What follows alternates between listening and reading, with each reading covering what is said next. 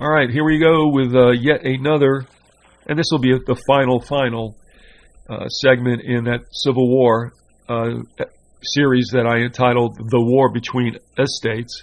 And this is the I-Man, you all know him. I just wanted to talk to him a little bit about it and close out with this discussion. Couldn't get him on earlier, so that's why it's more or less a postscript to the other 5 hours that are up there. And what I wanted to do, I-Man, was, and it's a leading question, I understand, but I'll set it up with this statement and tell me if it's accurate. We know that there was a certain degree of influence in the United States due to Britain's involvement in the national banks. Would that be a correct statement? Yeah. All right. Now, we know that Jackson didn't allow the renewal, I guess, of what would have been the third charter or the charter for the third bank. Right. Now, that could not have been looked at favorably. In fact, Jackson had an attempt on his life, and if the story is true, it may have been Providence. He just might have been a lucky guy because apparently the assassin's two guns both jammed. Is that your understanding of that episode? The two guns that jammed? Well, yeah, I mean, supposedly Jackson had an assassin who was going to hit him for, of course, messing with the money. Oh, yeah. And apparently the assassins, both pistols jammed, and they arrested the guy and they threw him in prison. So that was kind of interesting. That should have happened that way because he escaped, obviously, the fate that awaited what's, I guess, widely believed to be what happens to a president if you mess with the money.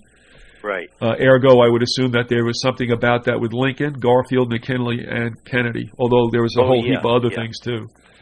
Yeah, mainly it was with the money, but it's also that they said that they were going to go with the Constitution and the powers to be that control this country don't want anything to do with the Constitution or any republic, and that's why they had to destroy it. Even though they created it, they're the ones that destroyed it. Well, yeah, and we'll have more about that later on. That's going to be kind of a little teaser for something new coming from the I-Man.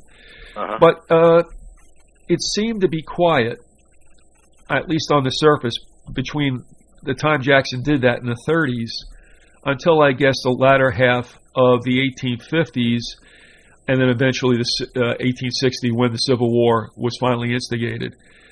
Yeah, well, actually, it was because of the wildcat banking strikes and everything from 1935 on, up until when the real first bank was installed in 1840 by the, well, it was by the Whigs destroyed it, and they were in power for about 4 or 5 years till 1846, and then it was reinstalled. And what was destroyed? What was it?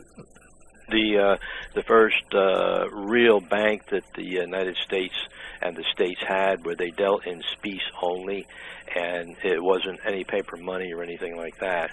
All right. Was it a sort of, for lack of better words, okay, a federal banking system? No, it was called the Independent Sub-Treasury. That was the actual legal name of the bank. All right, and that was brought in more or less to stop some of the craziness that had been going on in the banking system. Yeah, because all the bankers were stealing the states and the United States blind, and that's why they bought in the first bank, because all the states and the United States were putting their money into these private, quote, federal banks, and they were absconding with a lot of their money and everything like that. The states didn't like it, and that's why Jackson refused to charter the first bank, the third bank. Right. All right. So we have two things going on. We had the death to the national banks, versions 1 and 2, right, that started back with Hamilton. Right. But then finally there was a period, obviously, of some kind of instability, and then we see what's been called, and what was that terminology again? The Independent Sub-Treasury. Okay. Now, that was some kind of centralized structure, was it not? Oh, yeah. That's where all the states and all the United States put all their money. the real gold and silver into it, and they dealt strictly in specie. That's all, gold and silver. They didn't have any paper money or anything like that. All right. Now, I would assume, in particular... But now the people, this was just for the states in the United States. It wasn't for the people. But then it became so popular that the people used it. All right, so this really you wouldn't call on face in the beginning a commercial bank. No. Where people can walk in on the street, off the street like we do now. No, that's not how it was started out. Okay, but it wound up that way. Oh, yes, it wound up that way because it was so good, and the states weren't getting ripped off, and of course that affected the people in those particular states because they had to cough up anything that they might have on taxes, but there was no income tax then. It was taxes on trade and tariffs and imports and export duties and stuff like that, and that affected the people because of the price rise that was charged. Now, of course, if Joe Blow was dealing with farm implements or something like that, and it was being exported, that means from one part of the country to another. It didn't mean it was foreign exports and imports. But, if the states got ripped off and they had to buy some of this material for what they would do would raise and jack the price up on that to cover their loss. And, of course, that spiraled down to the people, the end user that used it. And whatever they were, whatever tax they paid on it, an excise tax or whatever, that would rise up. And then, of course, that's why they went to this independent sub-treasury where there would be no fluctuation of inflation or anything like they had with the first and the second bank when they dealt in paper. All right. Would you say then that the period of the independent sub-treasury was a relatively honest thing? That was the most honest part that this government ever had. Which means and then, of course, it ran all the way up to 1913, and then they brought in the Federal Reserve, which was sitting in the background all along, and they were both running together. And then in 1921 is when they abolished the independent sub-treasury, and they slid everything over to the Federal Reserve, who was supposed to be the fiscal agent of the United States government in handling the money. And when they did wipe the independent sub-treasury out, all the gold and silver was transferred to the Federal Reserve. And in New York, they had two separate vaults, one for all the money of the independent sub-treasury, and the other was from their own. And then they started mixing it and everything, and it was all compounded, and we ended up with all the money, the gold and the silver that the real sub-treasury had was shipped overseas by the Federal Reserve in doing business deals, which they lost.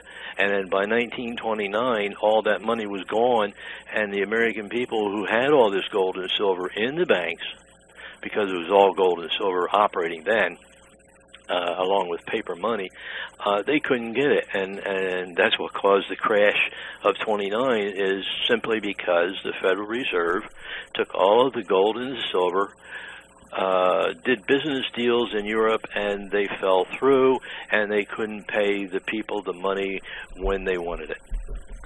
And that was the cause of the closing of the banks and the crash that was actually caused by the banks, just like happened today. In these present times, right? Don't get people all freaked out, right? It's bad enough. Well, here's where I'm going, though. In that period of what would be called stability and honesty, if you will, by nature of their natures, the bankers couldn't be happy with that. And also, at this time now, you see whatever monarchies that were involved, and especially Great Britain in particular. Right. So what was their role in this period between the closing and the non-renewal of the national banks and this time we have of the independent sub-treasury. We don't hear too much about what was going on over there. Do you have any clue as to? I'm sure they weren't happy about it. Do you know anything about what was going on with them during that time? Yeah, they weren't happy about it at all. And there's a couple things that, there's other people that come involved in this, but the Lincoln, when I have a direct quote, what he quoted on some of his stuff, I'm trying to look at it here and see where it's at. That was in just after the war of, he's talking about the war of 1861 to 1865, the so-called Civil War. Right. And I have the direct quote. I can read that later. But okay. Well, here's also from Samuel Morse, from the Morse Morse code. I have stuff, from him that Lincoln had talked about him also. But the international bankers at that time was the Bank of England. Before that, it was the Tories and the Tuscans, and that's what the Vatican and the. And then we had the Venetian banking families too, didn't we? Yeah. Well, the Vatican's banking was the Knights Templar. That was originally way back when, but they fell out, and then the Vatican in England actually borrowed money from the Tuscans, from the Guillots, and there's a whole bunch of different people. But then they formed the Private Bank of England in I think 1864. Don't quote me on that date, but I don't have it in front of me. But they did create the private bank in the city of London, and that became the like Washington D.C. or New York City, and it was the banking capital of England, and it was totally separate from England. It had nothing to do with England at all, except that it's sitting there in England. Right. But like Lincoln,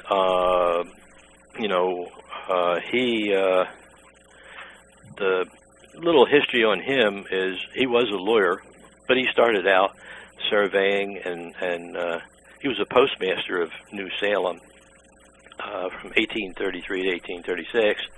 And he studied law. He moved to Springfield. That's where everybody knows him from. But he was actually born in Hardin, Kentucky. Right. And they were his mother and father was belonged and owned a Spencer company, and they settled in southern Illinois, and he was even that's when he went into office and running for he was a Whig, which was totally against the bank, and was supposed to stay with the Constitution, so-called, that forbid the United States from having dealing in anything but gold and silver, and they couldn't deal in paper, they couldn't have banks and all this. But what people don't realize is this was done in 1751 by the Currency Act, when the king and the banking system told the colonies at that time, which was the Virginia Company. And the Virginia Company was that's all there was in this country. People think that, they come in and they formed all these 13 colonies. No, that wasn't it. It was the Virginia Company, which was owned by the king and the bank and the Pope at the time. And the Virginia Company ran from the St. Lawrence Seaway all the way down to Georgia border, and all the way to the west to the Mississippi River up through the Great Lakes. And that was Virginia Company. And that was the first charter of 1609 by the king. And in John Locke, he was supposed to be for freedom and everything that everybody reads about. Well, that man was just the opposite. He was not for freedom, because he was the one that wrote the Currency Act of 1751 and was instrumental in putting it into this government here. Well, supposedly a government, but it's a corporation. That's all it is. Right. We never had a government. It's always been a corporation. Well, and that's what we have been dealing with. So all those particular states at the time was in the Virginia Company, and they broke off into like little satellite companies. That's the best way you can put it. And that's how they operated. And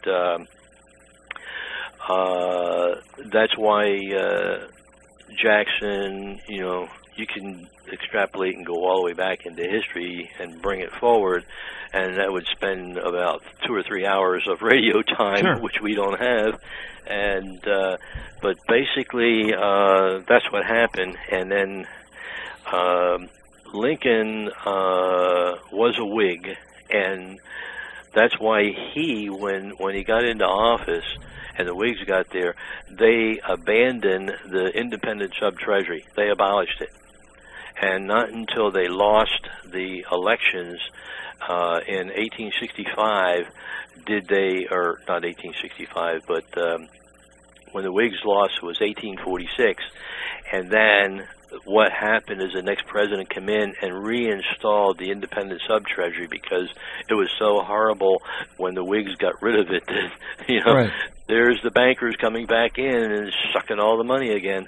Well, let me hold you right there, because I want to tie up two loose ends, because people will be trying to follow, and we jumped it. But first of all, you talked about the origins of the settling of what is now known as the United States of America was under Virginia Corporation. Yeah, Virginia Company. A company, rather, right. And what happens That's what they called it the Virginia Company. Well, this is where you get down to the fact that what this new country was a new market. It was an investment and a commercial enterprise that was underwritten by Great Britain. Yeah.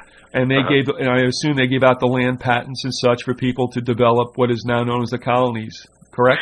Yeah, because Washington, believe it or not, he was a surveyor, and when he was 16, and what he did was he was just like any other corrupt politician, but he knew certain surveyed land was more valuable, and he kept that for himself. And then he sold it and made a killing on it to the other business people that were coming over from Europe over to here. And I mean, that's where he made his money. Right. He was a millionaire. He was like Bill Gates is today.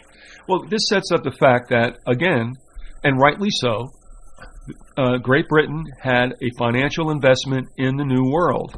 Oh yeah. Right, yeah, and of course, then when certain noises are being made about throwing off the crown, which led to what we call the American Revolution. Right. Again, they can't be happy about it, because obviously, again, they want their money for what they staked years before. Now, the Currency Act, I just want to make this clear, because people will think this is something you want. The way things have been set up by the Crown is that you can only deal in gold and silver. There could be no issuing of paper currency. No, and no banks. Okay, now, have a bank. People would say, but that's the way we want it. Why was that a bad thing back then? Okay, here's what it was we had no gold and silver. It wasn't being mined over here at all. And all the colonies had to rely on France, Spain, and Great Britain for their gold and their money. They did all the trading and were paid in gold and silver. Okay. Now, what happened was that meant that anytime the gold and silver dried up, what did they get for their gold, for their pelts and their cotton and everything else that they traded over to Europe with? Nothing. They got nothing, right. and it fell through. And so what happened was when they did the Currency Act of 1751.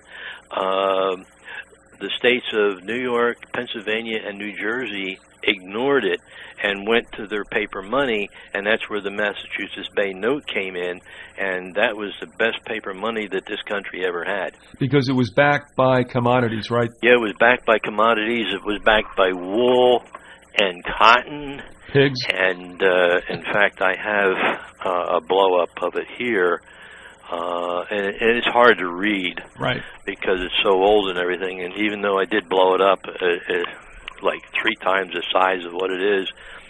It was, let's see, 10 pounds of sheep wool, so many parts of a pound of beef, tea, leather, sole leather. It was all the things that the people relied and lived on. Necessities. At the time. Right. So you could take and buy this note and trade it in 20 years later, and it would stay the same, and no matter what the price or of the commodity-based what it was, you still got that. And it was 1780, AD of 1780, the one I'm looking at here. And it was paid to the 230 pounds, because they still dealt in pounds. That's $2.2 per pound in silver. And this particular one was in our year, the Lord of 1784. And corn. They also had corn. Right. 68 pounds of so many 4th, 7th parts of pound of beef and all this. All right. But that system then did 2 things. One, it dealt with necessities that were needed. That's what backed the paper. And secondly, it cut the crown out because they didn't have to deal with their gold and silver and the surpluses and the deficits thereof. Yeah, that's right. Okay. And you got to remember, the person that's sitting in the background is the Vatican. It's the Pope, because the Vatican owned the Virginia Company. How did they do that? Remember 1213, when the Pope told the king and all the subjects of Great Britain that they were excommunicated and their souls would go to hell when they died, and if they didn't want that, then the Pope would recommunicate the people and the king, but for that he wanted all the subjects and the king's property, and the king turned it over to him in 1215, actually 1213. Who's on the throne then? Was that King John? Yeah. Okay. And so he did, and he relinquished all the land and all the British Empire to the Pope. So the Pope is really sitting there watching what's going on over here. And, of course, when the king, and they had the 1783 treaty, the Pope says, that's my property. Well, I'm losing everything if you turn it over and they become free. Well, here we go, and I had sent you this. Charles Wilcox dug it up somewhere, and that was the text of a papal bull from Pope Leo XIII in 1891, and it states throughout that, and especially at the end, as he called it, he said the Romanist Church has the rights to everything. That's their mindset. That's what they believe. Yeah, that's the tenet of the Catholic Church, is that no man anywhere in the world can own a possession. They have no rights of possession. The Church owns it. And I want to tell you, you had mentioned of this, and you had said it happened in New York. Not a big deal. I just wanted to mention that I actually took a look for the only time that a pope kissed the terra firma of the United States. That was John Paul II, October 1st, 1979, and it was on the tarmac of Logan Airport in Boston. Right. That's when he kissed the ground. Everybody thought that was because he had a bad flight and he was happy to be. No, I'm kidding. No. But, I mean, the thing is, everybody thinks that's so neat. What it is he just went ahead and claimed it. Yeah, it's his property, so he got down and he kissed it. My mother country. Yeah, and they asked him, why didn't you do it again? And they gave some kind of excuse for it in the papers, and you can read it still if you do a search. Especially I guess in the Boston newspapers, but whatever. He said he never had to do it again, and there was a reason for it, but we know why he didn't have to do it again. Right. So one time will cover it all. Now, going back in time, and here's what I had asked some of the other guests. It may be a coincidence. You'll tell me if you have any knowledge about this, but at the time that Jackson kicked out the bank, we're in the 30s. It is reported that about that same time or shortly thereafter, British-trained provocateurs known as the Knights of the Golden Circle became somewhat, I guess, involved in the southern states, reportedly beginning paramilitary organizations. They called them shooting clubs, and this was more or less getting them ready, though they may not have known it, the men of the South, for what would be a coming battle. Now, is that anything that you covered, or do you want to speak to it, please? Well, that's a good point, because let me bring in Lincoln's direct quote, and this is here's his quote. Now, I'm going to read it verbatim out of the book. This American Civil War of 1861-1865 would never have been possible without the sinister influence of the Jesuits. We owe it to popery that we now see our land reddened with the blood of her noblest sons.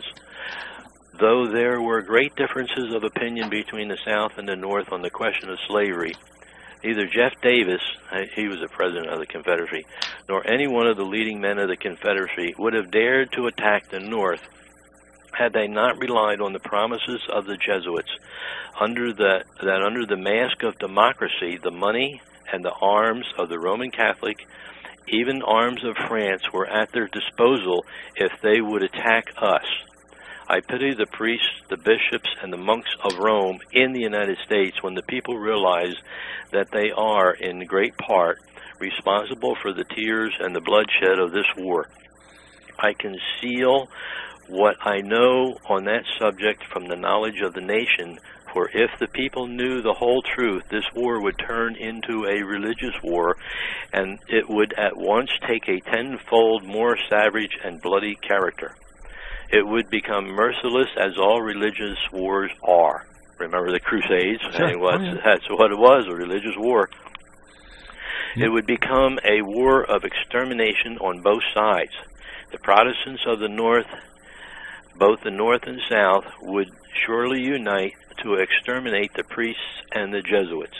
If they could hear what Professor Samuel Morse, that's the famous Morse code guy, has said to me of the plots made in the very city of Rome, i.e. the Vatican, to destroy this republic, and if they could learn how the Roman Catholic priests, nuns, and monks, which daily land on our shores under the pretext of preaching their religion, instructing the people in their schools, taking care of the sick in the hospitals, are nothing but the emissaries of the Pope, of Napoleon, and other despots of Europe, to undermine our institutions, alienate the hearts of our people from our Constitution and our laws, destroy our schools, and prepare a reign of anarchy here as they have done in Ireland, in Mexico, and in Spain, wherever they are any people who want to be free. All right. And that's the end of the quote. Now what Samuel Morse said, and I got his direct quote, let us examine the operations of the Austrian Society, the St. Leopold Foundation, for it is hard to work all around us, yes, here in this country, with its headquarters in Vienna, that's Austria, under the immediate direction and inspection of the Austrian Prince Metternich. Right. It makes itself already felt through the American Republic. If emissaries are here, who are the emissaries? They are Jesuits. This Roman Catholic society of men that exert their tyranny for upwards of 200 years at length became so formidable to the world, threatening the entire subdivision of all social order, that even Pope, i.e. that's Clement XIV, whose devoted subjects the Jesuits are, must be, by their vow of society, was compelled to dissolve them in 1773. They had not been suppressed, however, for 50 years before the waning influence of popery and deposition required their useful labors to resist the light of democratic liberty, and the Pope Pius VII, simultaneously with the formation of the Holy Alliance in Europe, revived the order of the Jesuits with all their power. Now, that was in 1814 when they did that. In exchange for his relief from prison, where he had spent 5 years under the Jesuit persuasion. That was Pope Pius VII, okay, who was in jail, and then they released him. And do Americans need to be told what Jesuits are? If any are ignorant, let them inform themselves of their history without delay. No time is to be lost. Their workings are before you in every day's events. They are a secret society, a sort of Masonic order with superadded features of revolting odiousness and 1,000 times more dangerous. They are not merely priests or priests of one religious creed. They are merchants and lawyers and editors and men of any profession having no outward badge in this country to the USA by which to be recognized. They are all about in your society. They can assume any character, that of angels of light or ministers of darkness, to accomplish their one great end, the service upon which they are sent, wherever that service may be. They are educated men, that's Jesuits, prepared and sworn to start at any moment and in any direction and for any service commanded by the general of the order, the superior general, the Black Pope, bound to no family, community, or country by the ordinary ties which bind men, and sold for life for the cause of the Roman Pontiff. That's it.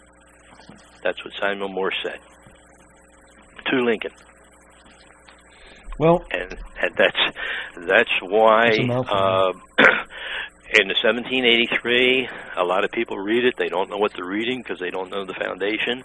And when the king said the Holy Trinity, a lot of people, even including me, before I found all this, who is the Holy Trinity? You're thinking, okay, well, there's Jay, and our country was over there. That's one of them. And you got the king, that's the other one. Now, Trinity means three. Who's the third? And why are they Holy Trinity? It's the Pope, the King, and the bank. They're the Holy Trinity. All right. Had nothing to do with the people that was sent over there, Jay and right. all them, to sign the Treaty of Peace. Well, it would seem that the United States was the last nation to really be in the crosshairs of the Vatican. Well, yeah, because what the Vatican was is they had to destroy the Lord's Word. There's a white pope and the black pope, and when any republic was started, the Jesuits were right there to destroy it. They had to, and it's rather odd because. Getting into the new book that I have is the instigators, the ones that wrote the Constitution, told the Founding Fathers, look, we're going to run a blockade against you. You have no Navy.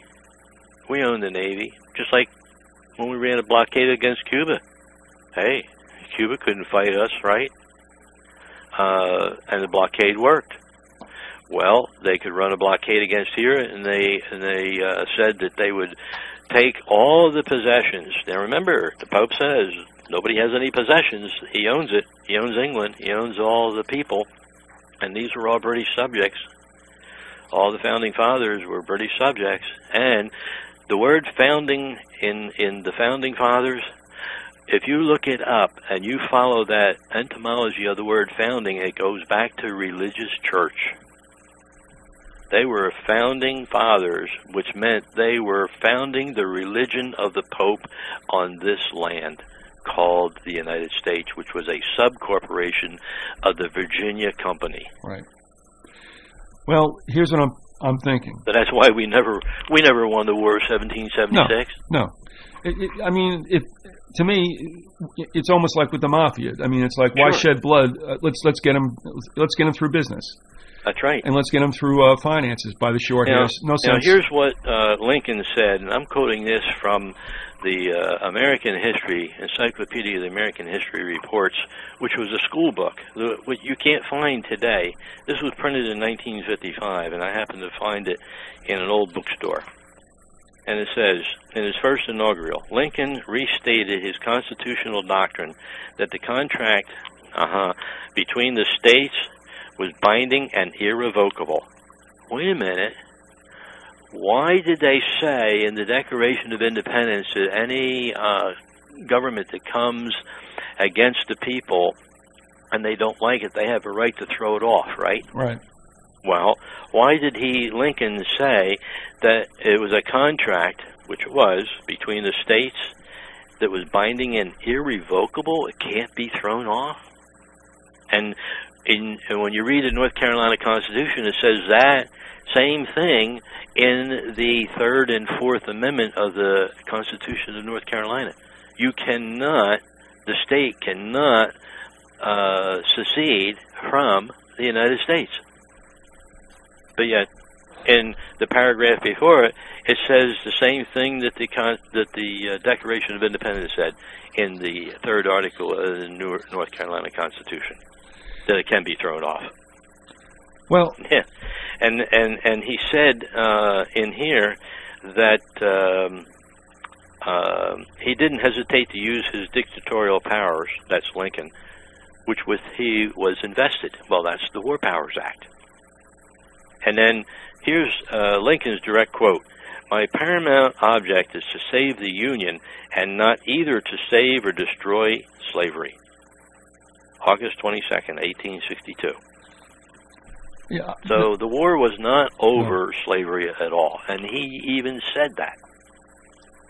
Well, it was an emotional and quasi-religious cause. Yes. That was, I guess, more or less held up to the world to make it seem like it was something holy, if you will. And in essence, it wasn't. It was all about business again. Right. And I'm going to blow a lot of people's minds. Here's a myth, the Rothschild International Banker myth. All right. Okay. They played a malign role in the Civil War. Now, a lot of people would say that they fronted the money. No. And here's why. The Rothschilds, the Jewish Rothschilds, was abhorring slavery and would not loan any country that promoted slavery. And they would not loan the money to the United States for the war. Many people don't know that. All right, now what are we looking at? Quote, what the United States was at that time. It was that they would withhold any money that might have been sent to the Federalists. Yeah. To the North. Any government that... the South, rather. Yeah, any government that allowed slavery. All right, so we're looking at Lincoln that wasn't necessarily anti-slavery. No. Obviously, you had abolitionists that came out of the North, and perhaps their cause was true. But what I'm assuming the Rothschilds divined was that, look, the United States really isn't opposed to slavery, no matter what's going on over there. Mm-hmm. Okay. Yeah, because the editor of the Harper's Weekly, here's his quote: "You do a great injustice to the eminent firm of Rothschilds here. The firm of M.M. Rothschild & Son are opposed to slavery and in favor of the Union. A converted Jew, Erlanger, was taken a rebel loan of £3 million and lives in this city, and Baron Rothschild informed me that all Germany condemned this act of lending money to a slave-holding government," that's our government, "and that so great was Republic opinion against it that Erlanger and Son dared not offer it on the Frankfurt Bourse. In short, the truth that it was a Catholic international banker, Erlanger, whose son was married to the daughter of Senator Seidel of Louisiana in the Catholic Church, who sought to further the activities of the Society of Jesus in undermining the Union." End quote. Just do me a favor, repeat that one person's name. Was that Slidell or Seidel? Slidell. All right. Slidell of Louisiana. Okay. I'm going to have to address this later on. I just want to interject just for a moment. I purchased a book which I had read a long time ago, which ironically was published by the St. Leo College Press when they had one, obviously. They had to have one if they published this, but it no longer exists. That's the point. And the book I thought was excellent. I thought it was a very dispassionate look at what was going on in the Confederacy during the Civil War. It was called Divided We Fall, and it is a collection of essays on Confederate nation building. Slidell is mentioned in there, and that's why I had to have you repeat that name, because I don't remember in what particular capacity he was spoken about, and whether or not, again, there were traitors on both sides. Right. And in that government. I mean, it was spy versus spy versus spy. And I just want to mention one thing, and I don't know if I'll have time to read it. It's not a real big deal. But what was very interesting in this, there was a character by the name of James Bullock, who was a Confederate agent in Europe and brokered a deal with shipbuilders in and around Liverpool, and it may have been other places, to build warships. Right. However, there was this Neutrality Act that both Britain and France observed. But they got around that deal because as long as they didn't outfit it with supplies, guns, and soldiers, it was just another ship. So what happened was they build them.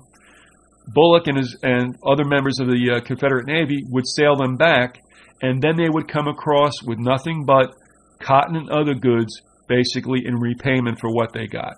Right. So here you have Great Britain, not necessarily the Bank of England, as you just stated, with Rothschilds at the head, but it was mercantilists and it was shipbuilders who were making money on both sides of the Civil War. Yeah, yeah. And that senator's first name is John. Okay. Oh boy, I might do a little postscript after this because that name popped up and it stuck in my brain. Yeah. And that's scary to first think about it all. Well, what it was the marriage to the daughter of Commodore Parry and the niece of Senator John Slidell, right, made him a kinsman by marriage of the apostate Erlanger. Okay. And lent false color to the rumors of his support of the rebels. All right, I tell you what, it does factor into what I wanted to read. It's just 2 paragraphs. Would you allow me to just set this up? Okay. I appreciate it. Huh? It's your show. It's so nice that I ask rhetorically these polite questions. It's like if you said no, I go, oh, okay. Yeah. But I'll make it quick. Let's see. All right, this is talking about Bullock. Finally, apart from the South's military needs, a trip home would afford Bullock the opportunity to confer with Secretary Mallory, who was the Secretary of the Navy. Should the ship enter Savannah safely, this is one of those warships that was built in England, he planned to return to England with a cargo of cotton. A successful voyage would establish a precedent for the Confederate government. It would show that government-owned blockade runners carrying war goods to the South and then taking cotton to Europe would serve 2 important missions. First, the government would have 100% of the cargo space for importing desperately needed arms and munitions. And second, the return cargo of cotton would provide funds in Europe for the purchase of ships and arms. It was a simple but brilliant proposal. Unfortunately, now here's where I'm starting to wonder if certain things were torpedoed when it looked like one side might get the edge too early. It states, unfortunately, the Confederate government delayed 3 years before implementing it, and by then the Southern cause was all but lost. Now, moving on just real quickly, there was an episode at this time where Britain nearly jumped in to, if not the Civil War, I guess you could say, and it was the second time they threatened it as far as I know. This was the first of the 2. Right. There was something called the Trent Affair. Yeah. And it said here... well, it was the Council of Trent. Oh, no, this was a ship that was involved. Oh, a ship. Yeah, okay. Here we go. I got it. It said, The Trent Affair reversed Mallory's idea on iron ship construction and contributed to such a confusion on cruiser commands so as to endanger the ships. Briefly, a United States Navy vessel stopped the Trent, a British passenger ship on the high seas, in November 1861 and forcibly removed John Slidell and James Mason, Confederate diplomats, en route to Europe. And then it stated that the action was a flagrant violation of British sovereignty and of international law. And for a few weeks, war between Great Britain and the United States seemed imminent. Cut to the chase. The reason why it didn't happen was Lincoln, obviously, or whether this was his idea or he was told to do this, told his naval people, let him go. Right. They let him go, and then Queen, I guess it was Victoria at the time, was she in there? I think it was Victoria, yeah. So she basically said, okay, that's great, and found greater favor with the Union cause, and so there was no more friction. So Slidell obviously was a pawn then in this Trent affair, and it did not say if he were good nor bad, but I think later on it talks about Slidell again, but here we find him obviously being a pivotal character in what's been a really long-forgotten episode in the Civil War. Yeah, well, what you just said about the shipping and everything, yes, that falls right into Emmanuel Josephson's book that I have right in front of me, and I just happened to have that page open. I don't know why, and you started talking about that, and I'm looking down the bottom of the page, and it says, and let me quote it, there was none of the blatant fraud in the dealings of the Rothschild interests with the Union that characterized those of other bankers and commercial Native American interests. That means, you know, the Rothschilds, there was no fraud on their part. Now it says, banker John P. Morgan, for example, swindled the government out of huge sums by selling back to it at enormous profits worthless and condemned rifles that he had arranged to purchase from it for that purpose. Now there's your shipment of rifles that came over. Yep. Nor was there any defrauding of the government by the Rothschilds by defaulting on payment to the government of monies deposited with their firm, as in the instance of the Wildcat banks. Now, this is what I'm talking about, the 1935 era, all the way up to the 1840s. I mean, 1835 to 1840s, right, with the Wildcat swindles. With their firm, as in the instance of the Wildcat banks, okay. Nevertheless, there has been directed against the Rothschilds a constant stream of calumny that has two prime purposes. One is the efforts of vicious and malign conspirators to divert attention from their criminal activities by propaganda directed by them and paid or subsidized agents against others, such as the Rothschilds. Now, what you just read also, if I got this correct, that would mean that the Morgan family was involved in this global enterprise yes, even before Rockefeller and Carnegie came on the scene. Rockefeller would soon come on the scene, but Morgan really was... yeah. And guess who, when I have the organizational structure of the Black Pope. Right, the Jesuit general. And under their control is J.P. Morgan, Rothschilds, Roosevelt. You wouldn't believe the people that are under and operating in the Jesuits today.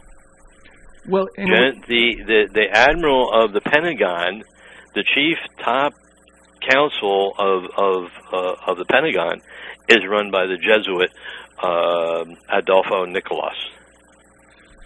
Well, you know, I just want to explain something too. We had Eric John Phelps on, whose work you're now acquainted with. And somebody said, you know, it seems he's got Jesuits in the Vatican under every Bush and Hill and such, and I understand it. And in a sense, that's the case. But let's just take an example. You can talk about the CIA and that construct, but then you're really talking about under the aegis that's under which they operate is Knights of Malta. Yeah, the Knights of Malta, the Knights of Columbus. They operate and own the NWO, the WWF, all the banks of the world. Every bank is run and controlled by the Black Pope, and UNESCO, the World Council of Churches. Oh, yeah, please. I mean, you name it, they're there. Well, what we're saying, though, and in whatever, Phelps doesn't ask me to defend him, and sometimes he throws around his favorite term is anybody who looks like they might be something. He calls them a temporal coadjutor. And he might even be right, but the thing is, to me, it does mess things up a bit. My point is this. They've been at this for centuries. They've got it locked up, but why would you go ahead and leave footprints that lead back to you? So you don't have to talk about the Vatican, and really the force behind the Vatican is the Society of Jesus, the Sons of Loyola. Right. All right. And so we don't have to talk about it all the time, but when people ask me who sits on top of the dung pile, I'm going, those are the people. That's right. And it comes out of Rome, which is a nation state. Vatican is a nation state, as people forget about this. So, yes, I mean, they have got it locked, and they've got other minions and organizations to do their work and to hide their footprints. Yeah. But the hardest sell for this, I-Man, is in the United States. Canadians are hip to this. Europeans are extremely aware of this. It's only here that the blinders have been put on us for an obvious reason. That's like I've gotten emails, and most of the email stuff, nothing comes from the United States. It's from Austria, from Australia, and Germany, and the last one I got was, he was from Impesetter is his email, and I know he comes from Europe, but where in Europe, I don't know. He didn't say. And these people are well versed in this aspect of it, but the people over here in the United States, they're as dumb as a bump on a log, and well, part of that also has been that we have been heavily veiled from looking at that. That's one thing. But when other people try to say, listen, this is the case, and here you have, in this situation, you have centuries of documents written by those who were participants, who were observers of the perfidies of the Vatican, backed by the Jesuits. And but that's also disposed with because it doesn't fit into their paradigm, therefore it cannot be true. Right. But see, in England and in Europe, they're well known. I mean, that's where they live. Over here they don't. In fact, I did a research on the Vatican, the Pope, the Catholic Church. They have a following of 1 billion. 1 billion. What religion claims that in the world has 1 billion followers? Well, some would say Islam does, but I don't know if that's the case. Yeah. I mean, we were being told it is because, again, just like you said before, we are headed for another war that eventually will come down to the cause of religious problems or incompatibilities. So we're going to have a third world war, and it's going to wind up being religious. And as you had read from, I guess it was Morse? Yeah, Morse. That if you get into a religious squabble, it is the bloodiest. It is definitely a war of extermination. Oh, yeah, that's what the Crusades was about in the 1300s. Yeah, I mean, anybody who's on the fence or isn't really sure about a conflagration, if it finally winds up to be a religious thing, they're right behind it. That's right. So, I mean, that's an emotional issue that definitely puts everybody over the edge. Not everybody, but, I mean, obviously, it swings toward the people who would not necessarily be backing war to go ahead and say, oh, it's for that cause? Okay, I'm behind it. Just like they did with the Civil War, holding up slavery as the cause. Well, here's, if any of your listeners want to get this book, it's called Sources of the Constitution of the United States, Considered in Relation to Colonial and English History, by C. Ellis Stevens, LLD, DLC, Edinburgh, and it's printed in New York, Macmillan and Company, and London, 1927. All right, if people can't write that fast, it's just look for Sources, Constitution of the United States. Well, let me tell you what happened, because that book is coming to me via interlibrary loan. Oh, it is. So I'm okay. at least be able to be a borrower for a time and hopefully for a re-up. I didn't think the interlibrary loan person at the university had a shot at this because it was 1927, because it was originally published rather in England. But sure enough, there are. They had it, huh? Yeah. Good. And well, go to page 153, and I'm going to read it. Okay. 2 European potentates, the German Emperor and the Pope, were at the time of the convention elected by small bodies of men, in one case even called electors. Yep. Sir Henry Maine thinks that the members of the convention, we're talking about our convention over here in the Constitution, they were making it up, right, were to considerable extent guided by the example of the Holy Roman Empire. The American Republican electors, he goes so far as to say, are the German imperial electors, except they are chosen by the several states.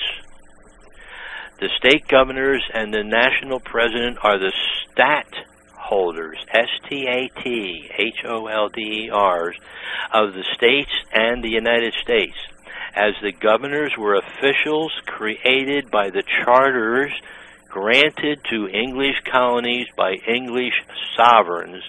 The calling them stadtholders and implying that they had a Dutch beginning is somewhat ludicrous. So that was window dressing. Yeah. So the Founding Fathers did not write the Constitution.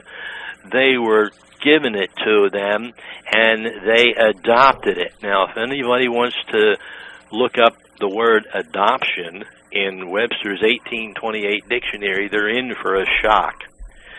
Because when the Founding Fathers stated they adopted it, it meant that they took the contract already written as if they did it.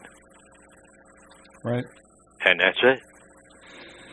So the use of adoption people's got to learn to read a dictionary like a novel.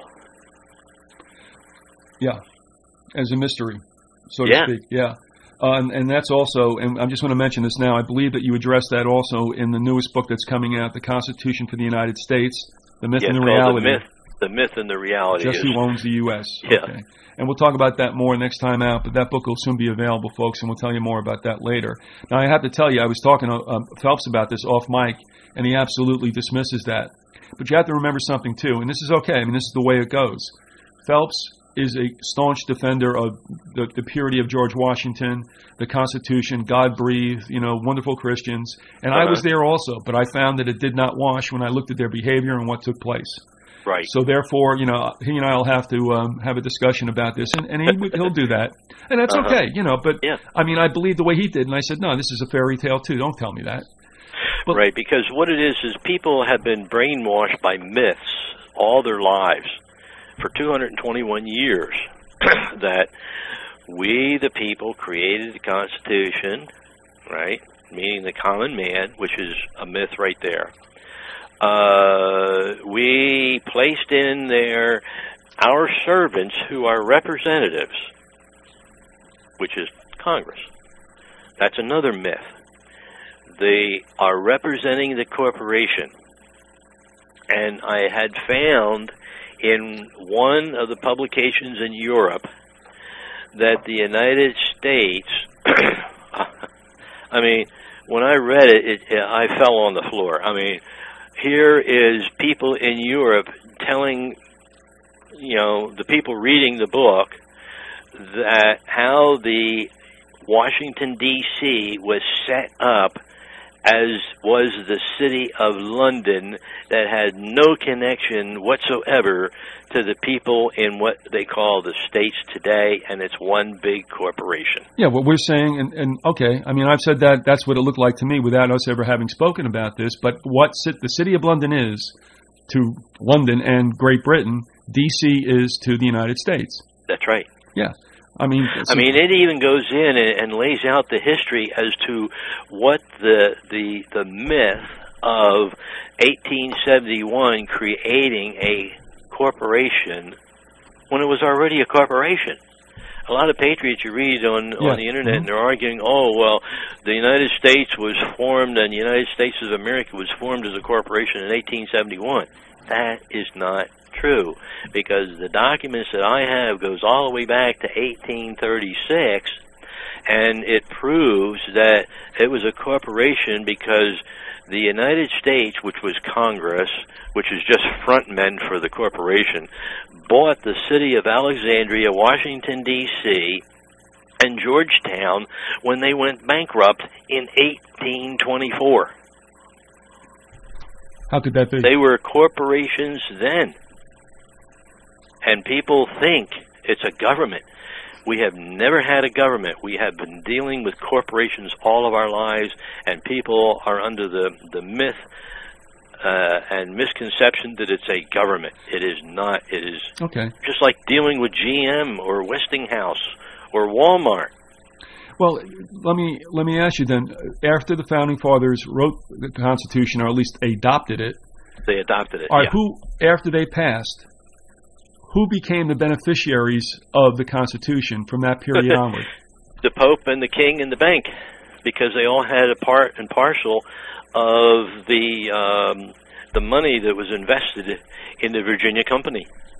All right, but you know, and they weren't about to lose that. So when they formed a subcorporation called the United States, they were the beneficiaries and just took the monies that they were supposed to pay, because it's right in the Internal Revenue Code, and it's right in the 6209 that you can pull out the individual master file, and in there is a blocking code 300, which that money goes directly, and it's in Title 26, I think it's 1426 section, that money goes directly to the Bank of England. Well, we've said this on another time, that for the most part, we're ruled, we the little people, by all these other documents, if you will, and legal documents or otherwise. Right. That, like you said, Title 26, you can go look here. And so that's really what we're being governed by. Uh-huh. But let me ask you, with the Constitution and with these amendments, of course it does look like we have constitutional protections. Yeah. What's the deal with the amendments? And, well, I'll let you explain that. Well, the amendments, you're talking about the first 10 amendments? Well, even those that have come on. I mean, what in the world has got prohibition got to do with anything? And you know, so. Oh, yeah, that has, when, if you go back in history, what is the first thing they taxed was alcohol? The Whiskey Rebellion, yeah. The Whiskey Rebellion. Yep. Well, so you have to go back into history. And you know, the Patriots they can see as far as the end of the nose, and that's it. You get these people like the Pope, the King, the bankers, they look centuries down the road before their kids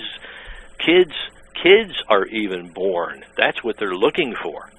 Today, it's me. I ain't worried about my I like to say, you know, it sounds good. Oh, my grandkids and my great-grandkids are going to be paying all this money and everything. That's as far as they look. That's just window dressing what they're saying. They're not really thinking about it.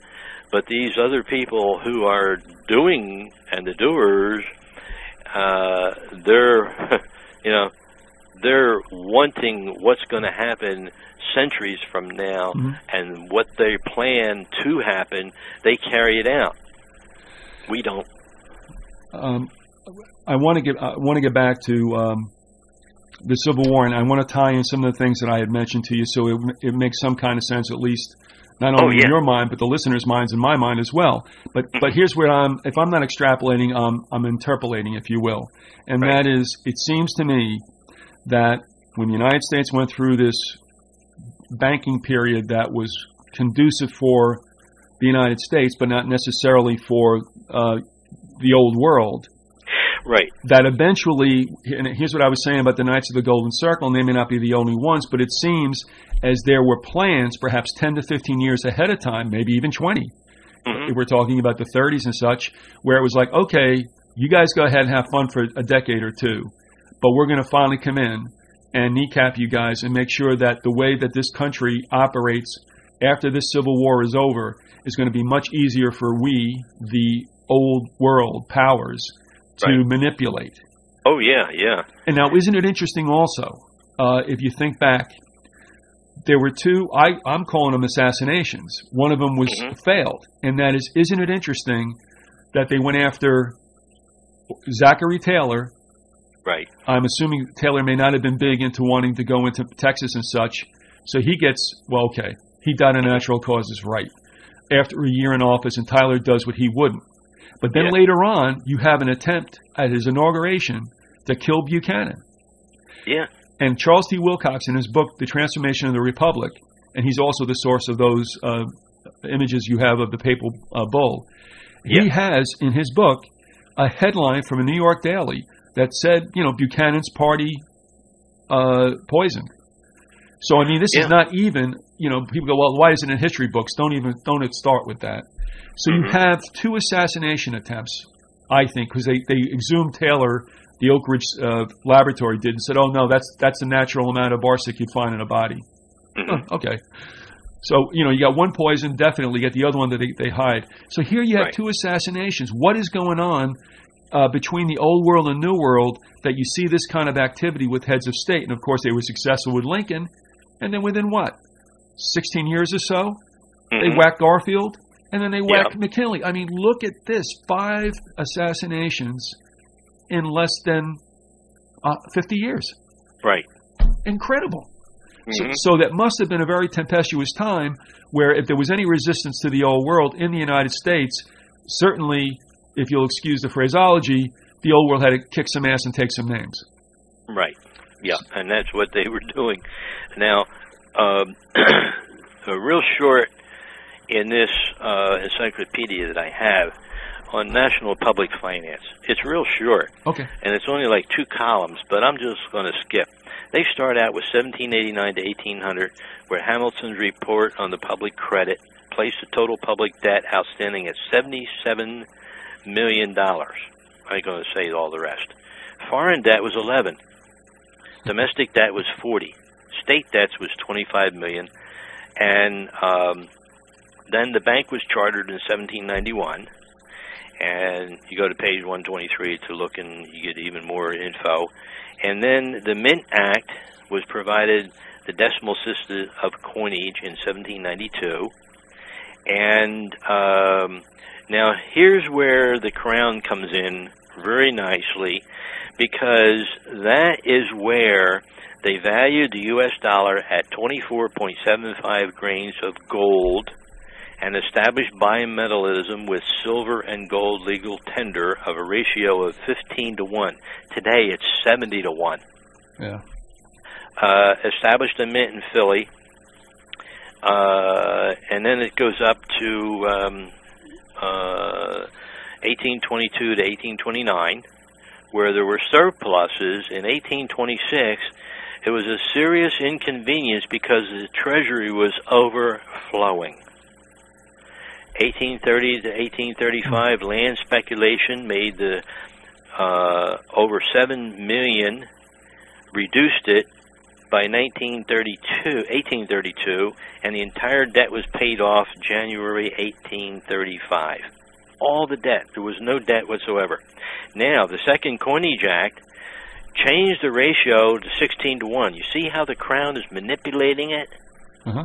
Yeah. Because there is no such thing as a gold standard, because what they did, and it's in the book, I forget what page number, but what Josephson said, what they did with manipulation of, once the king told them, the Currency Act, that they had to use gold and silver at a ratio of 35 to 1, they changed it.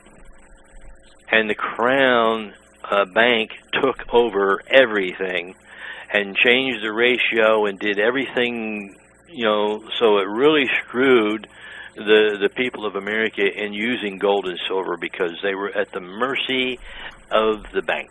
But you know what this reminds me of? It's an issue of the slavery we've all been in.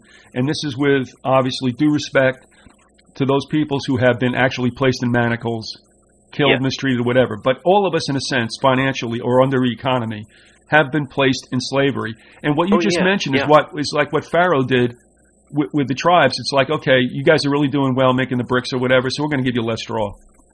You know what I mean? It's just like if everything's going well, we can't have that, and we want to obviously raise the ante, if you will. Right.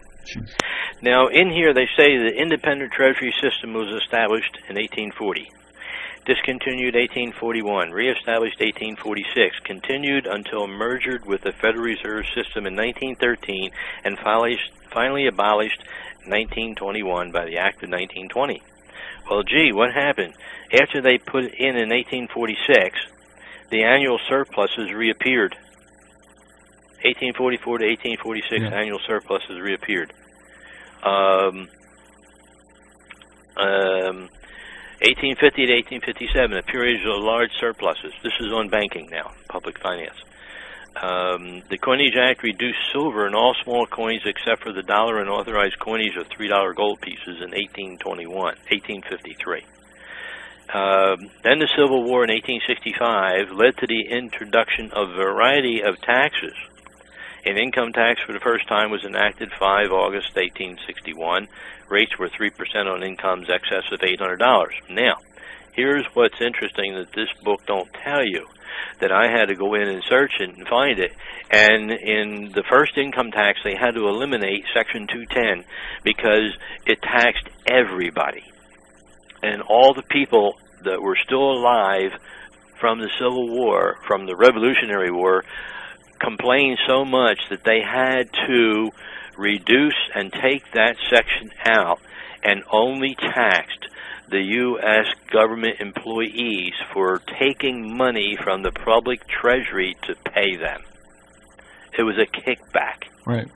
Just like Frank Kowalik had said in his book that he published a little while ago, IRS Humbug. Now, and then it said, internal revenue surpassed custom duties as a source of government revenue.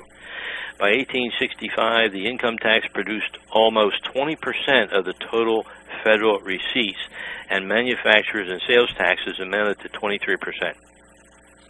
And then it goes on talking about the greenbacks, and the Treasury issued 26 million legal tender notes by purchasing bonds, and the income tax expired in 1872. And then it just goes through all the way up to, this book was printed in 1955, and it came up to 1952, where slight surpluses were recorded. And 53 to 60, the total budget expenditures, it does go to 1960. But in essence, what we're talking about is that, again, as we even said earlier on, about this whole issue, how we introduced the program, and that is when things are going well for us, for you, for me, for our cohorts. That's not good for the powers that be, and you also don't have an element of control, which they want very badly. So all that had to go because it worked for us. Right. And now we're seeing what I think, well, I'm going to ask you your comment on this, what is taking place, what happened last year and will happen again this year, continued. Are we seeing perhaps what might be the final death knell for any chance we have of getting out from, quote, under it? Yeah, that is really true, because even in this book, on the banking and the capital markets, they go in and talk about the second bank when it was chartered and who chartered it. Alexander Dallas, Stephen Girard, and John Jacob Astor. All controlled by the Jesuits. All of them. And if you believe this account, and I do, they went ahead and they whacked Astor also. Oh, that's right. On the Titanic. And in 1823 to 1826, Nicholas Biddle succeeded the presidency of the original bank, and banknotes were issued, and so much money and loans to the U.S. government. You know, here is the people sitting in the background, the Black Pope, loaning money to the government, sucking out the money from that interest, which was usury. That is the term for interest, is usury. Right. And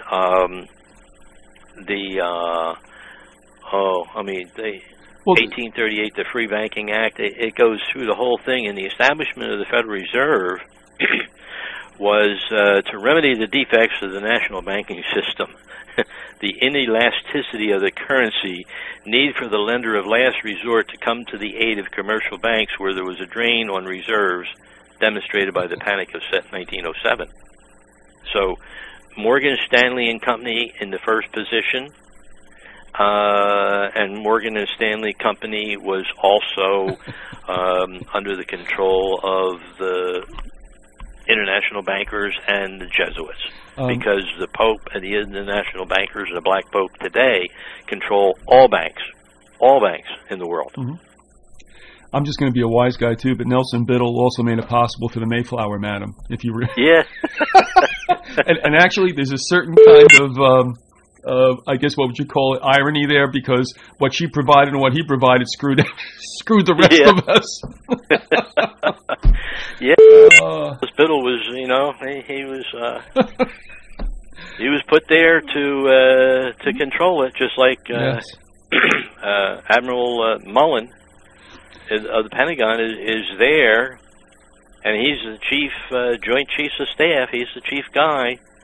And Adolfo Nicholas, who was just installed as the Black Pope in January of 2009,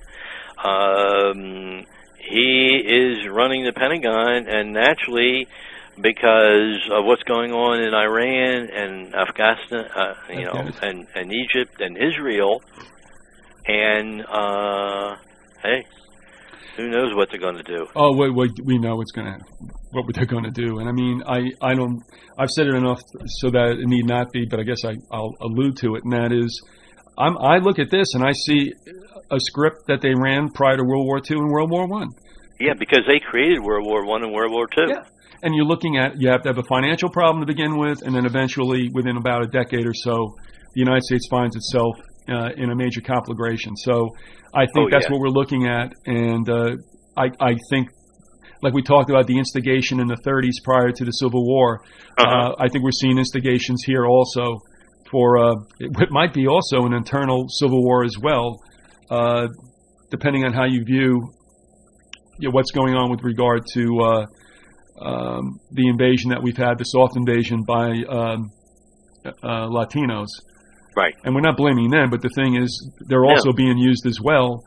But here you go again with a Romanist people who are being used as the Irish were used prior to Civil War. So, I mean, here you go.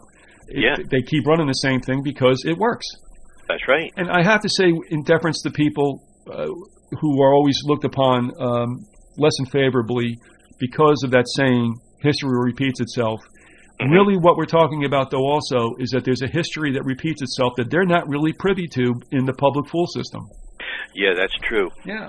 And what I found out after I wrote about it in the new book, but I've since then found other info that I couldn't put in the book because it was in the process of being printed and finalized and everything, and I wasn't about to put all the documents that I had in there.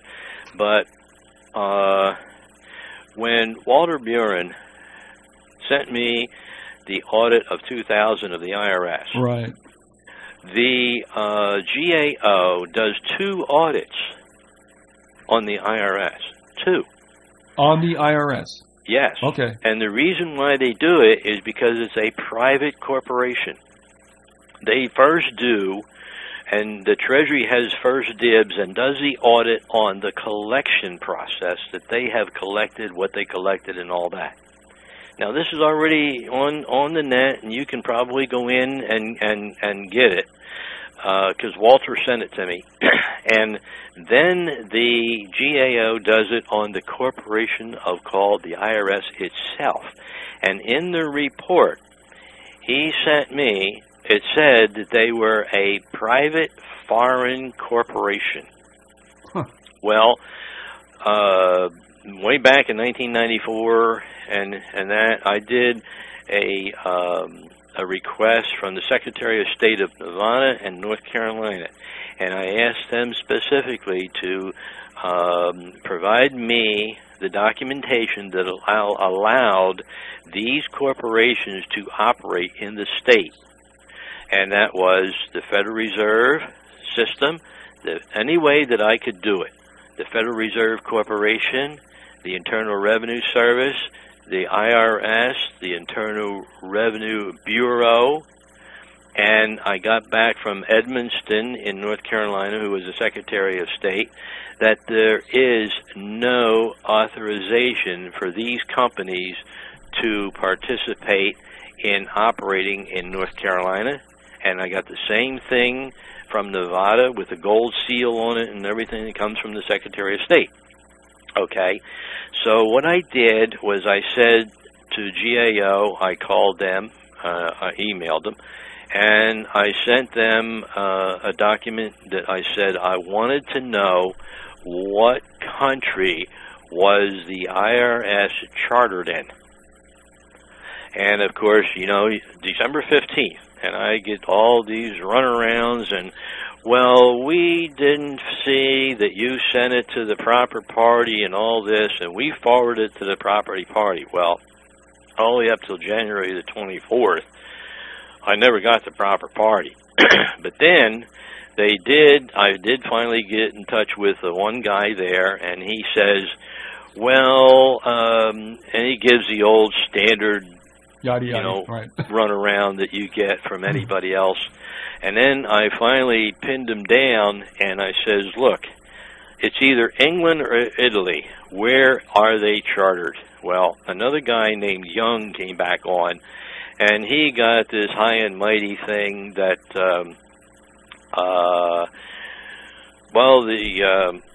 the standard story you get, yada, yada, yada, the IRS is a government and company and all this and everything. Well, I said, wait a minute. I says, your report says David Walker signed off on it, and he was a controller of the United States, Controller General for the money.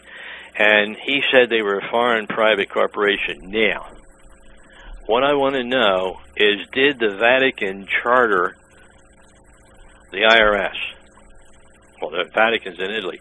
Well, man, they clammed up and they won't talk to me, and they said they will never respond to any of these questions again. Okay. Well, hey, so I says, all right, I'm going to find it. So I went back in, and like when I had the Geneva Convention books of 1930, and I had gone into it, I put some of it on ATG Press, but I did have the books. I had to give them back to the guy. I only had 30 days to look at them. And I scanned what I could, and in the 3 volumes, they come in 3 volumes, and it stated and showed that in 1930, IRS was installed in every European country. All right, now what book expressly did this come from? The Geneva books of 1930. All right, now is that part available on ATG Press? Yeah, I put as much as I could in there, and it shows that the United States was not bankrupt at all. They were forgiving all kinds of debts from Germany, from Norway, from France. I mean, you know, it's like, hey, we forgive this $1 billion debt you owe us, you know, and all this. Well, if you're bankrupt, why ain't you claiming your money that you loaned out to these countries? All right, so the bankruptcy was a scam. It was a scam. All right, and then what did it continue to say in the Geneva Papers about the IRS? It showed where, and it gave names and cities and everything where they were formed, and you know, if they were formed here by Congress, like all the patriots believe, you know, some of them don't, but why are they installing our IRS in these foreign countries? For what reason? All right, so Libya, Liberia, Ethiopia, Egypt, Czechoslovakia, Poland, Turkey, France. But as what we call them here, and that is a collection agency for a private corporation. Right. That's what they are in these other countries. And so, yes. Who are they collecting the funds for? The Pope. You know why? Because what tenet of the church says that no man can have possessions, And what is the only man that runs and owns every country of the world under the tenets of the church? All right, so for public consumption, it is the Pope, the Vicar of Christ. Yeah. He claims to be the Vicar of Christ, but he's not. No, because he said he was. That's why. Yeah, just because he said he was. He's some educated man that could read way back when the church was first created, and all the people were so dumb they couldn't read, and so he claimed that he was the Vicar of Christ, and everybody's got to follow him. Hey, it's worked. Look at how many. He's got 1 billion followers today. And let's remember something also, and I think this was, again, just a great PR photo op. The outgoing Jesuit general, Coldenbach, right, went to Ratzinger, I believe it was Ratzinger, Benedict, and asked Benedict if he could retire, and that is an absolute laugh. Right. Because it's the other way around. But at least for public consumption, once again, it seemed that Coldenbach was in subordination to the Pope, and that is not the case. No.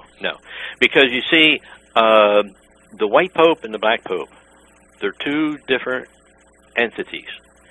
And many a white Pope has been killed by the black Popes because they didn't kowtow to what they wanted to do, because they run the Vatican. Well, I think it was clear that the last time this happened was with John Paul I.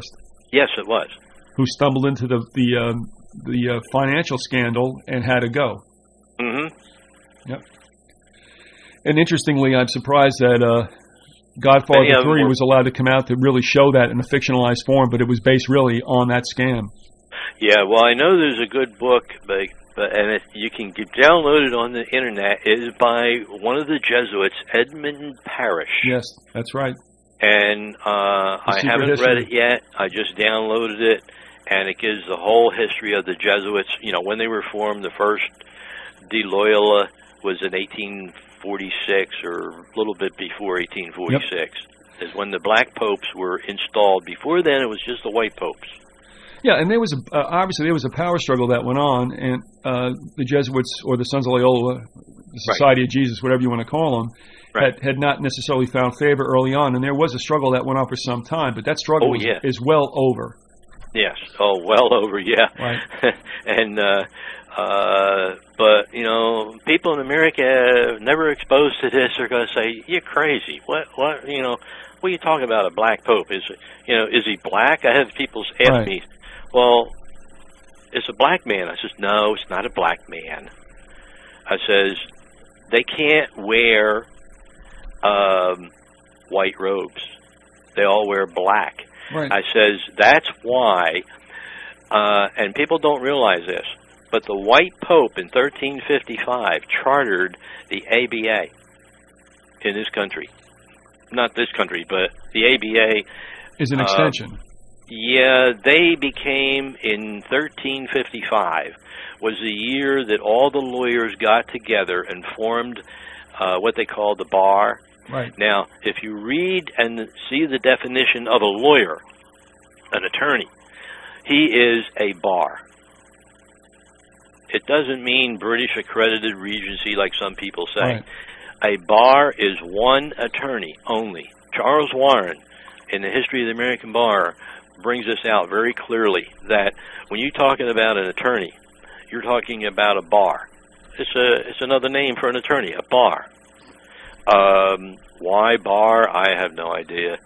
But anyway, they chartered the English bar because the Knights Templar were attorneys of the Pope, as well as bankers. Yes, the white Pope, not the bankers, but the white Pope itself, because the Knights Templar were the bank of the Pope. That's what I meant, that they were bankers as well as attorneys. Yeah. And then what happened is, over here, when the Jesuits took over the Vatican and runs it, it's a corporation. That's all it is. Just a corporation that controls everything and gets all of its money from foreign countries, every country that they operate in. And that's why they want to destroy republics, because republics are supposed to be the word of the Lord, and the Jesuits are to destroy the word of the Lord so that the Pope, white Pope, can rule. They actually protect the white Pope.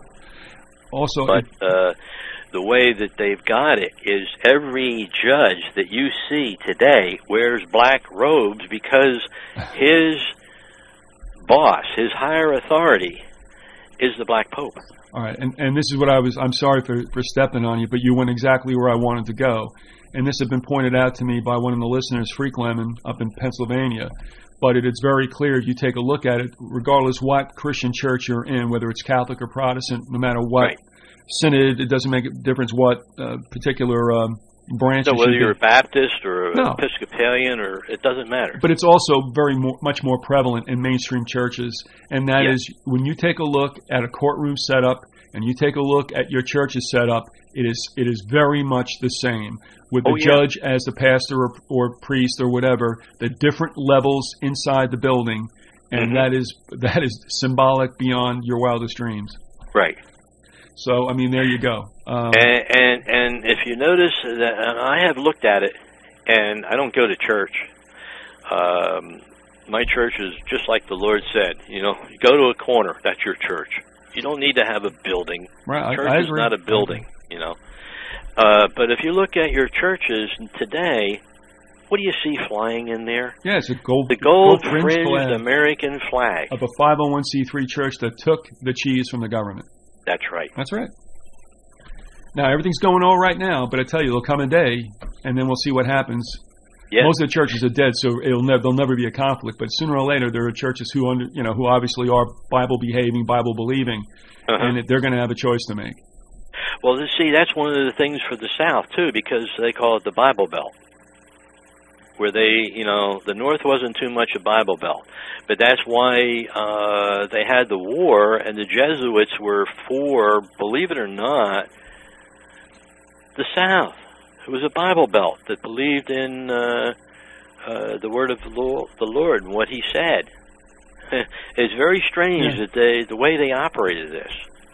Well, but the end result is what they wanted. Exactly. Bringing them back into it, completely obliterating them so they could get the 14th Amendment in 1868. Right. And then reconfiguring and reconstructing the entire country. The entire principles of the country was in 1868 under the Reconstruction Act, started March 1st. That's because it turned states into districts. Yes. All right, I don't know if we spoke about this on air, but... Yeah, they did, but it was Washington that actually turned the states into districts in 1792. But there was a terminology that was used in the Reconstruction Acts, and because they were in the Union at the time, after obviously being allowed back in... Oh, yeah. They were termed something, and that also put that same status on every state that would ever be admitted to the Union again. Yeah, because that's why they said that under the Constitution, no state could be lesser than any of the other states, and that's why they had to bring the North in and make those states slave states the same as the South. In other words, slave states as far as the people being controlled. Yes. They had to be on the same plane level. But what was the word you used? Was it territories? That was the territories. Verbiage. Okay, so although ostensibly it was supposed to be directed towards those 11 Confederate states, right? And I think Tennessee was exempt from that. But anyway, I mean, in a sense, it was, at least in the Reconstruction period. But what that really did was paint all states from that point on. The same. That's right. They all had to be on the same level. So backhandedly, everybody got. Rather than bringing the southern states to the level of the northern states, they knocked the northern states down to the level of the southern states. And hence, as they made everybody, a 14th Amendment citizen. Right. And the old story about, cynically said, but I think true, and that is the 13th Amendment supposedly freed the slaves, the 14th enslaved everybody. Well, the 13th, the original, that I did the work with David Dodge on that, and the nobility? Yeah, and that was there, and it still does exist, but it's never been put in. What they did was all the history books, when I spent, hours, days in North Carolina Chapel Hill's law school, I found I was doing it for Dodge because he didn't have a lot of the eastern states done, and I did it for Pennsylvania, New Jersey, North Carolina, and I didn't get to the other states, but some of the other people did that was up in Maine and all that. They did get Maine, but, you know, Massachusetts and Rhode Island, they didn't get that. But I spent time, and I found the original in North Carolina and New Jersey constitutions, not the first one, it's not there, but the second and the third and the fourth and the fifth come all the way up to 1846. And then it stopped. There's no mention of the 13th Amendment after 1846 in the North Carolina Law Library. In all the books that I got, every year, it kept going until all of a sudden, 1846, hey, look, guys, there was one guy with me. I says, it's gone. Right. 1846. So let's stop here, and let's go every book from 1846, wherever the Constitution was redone, and follow it. And bingo, there's the 13th Amendment before 1868. Mm-hmm. So what they did is they dropped off that because at that particular point in time, because all the presidents are elected by the Pope as to who's going to be the next president. It's not the people. The people had no idea. That's another myth. Right. We vote representatives in. They represent, just like Alexander Spooner said, they represent the corporation. They do not represent you. Because if I go to, say, Senator Dodd, and you go to Senator Dodd, and we're directly opposite, who's he going to listen to? Neither. He's going to say, like Spooner said, where's the contract? Where is it that I said I was going to do what you told me to do? Mm-hmm. There's no contract. There is none. I don't have any. I don't even know you. Get out of here. I'm going to vote for the corporation to keep the corporation viable, and that's it. That's my sole purpose.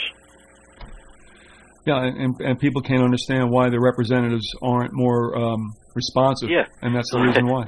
Like Schultz. Schultz will never, ever get what he wants because they do not represent, and, all right, his grievances or whatever he wants.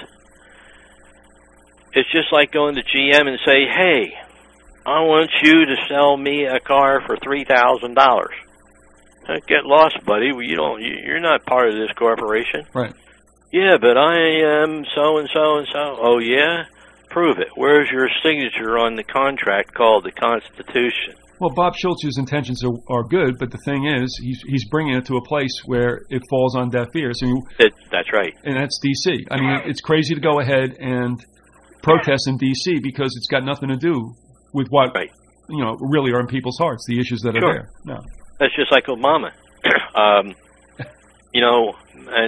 And Berg and all those people,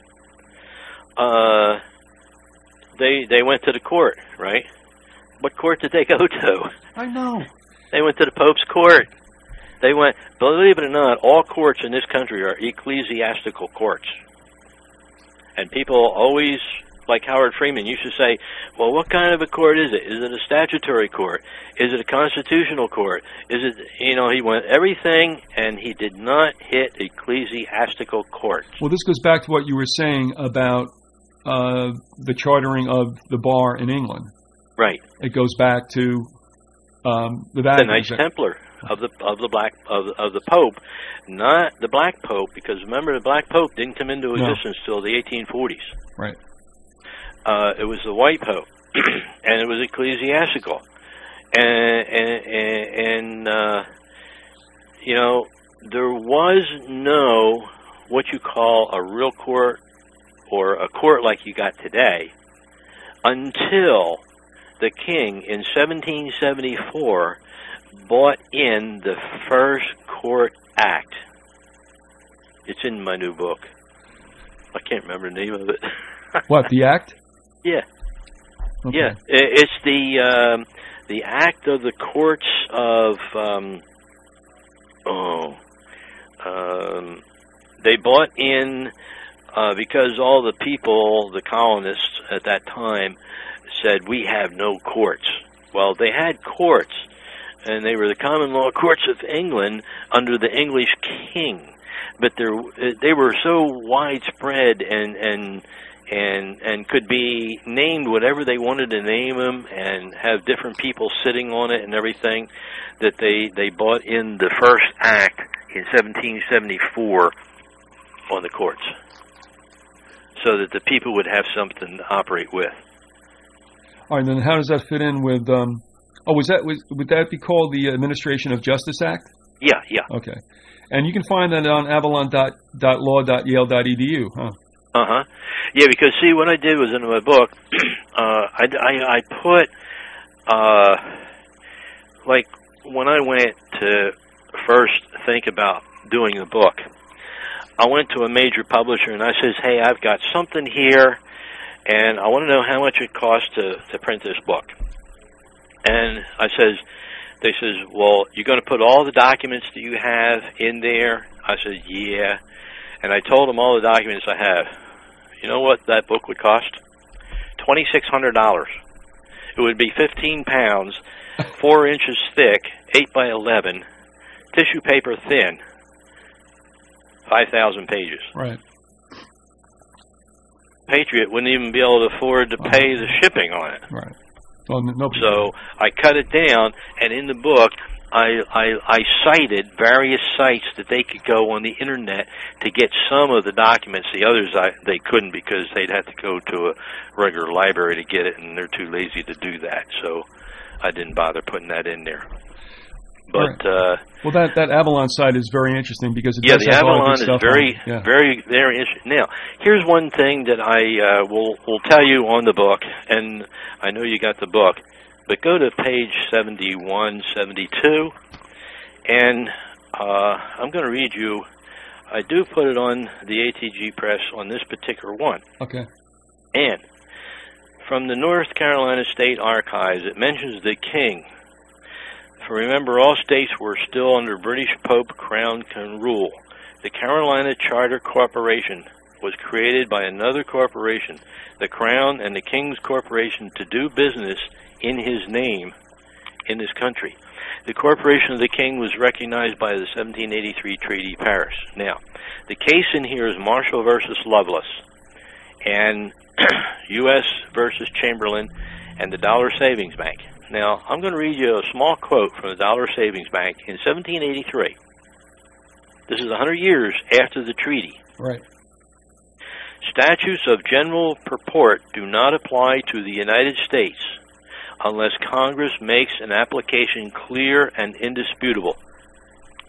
That means that the legislatures can write any statute they want, but they cannot include the United States or attorneys into that so that they could be sued. And that's what it says. By United States, we're referring to? The corporation. Okay. Now, in the court, is what they instructed. The rule thus settled respecting the British Crown, well, you can't sue the United States, that's a British Crown, actually, different name, is equally applicable to this government, and it has been applied frequently in the different states and practically in the federal courts.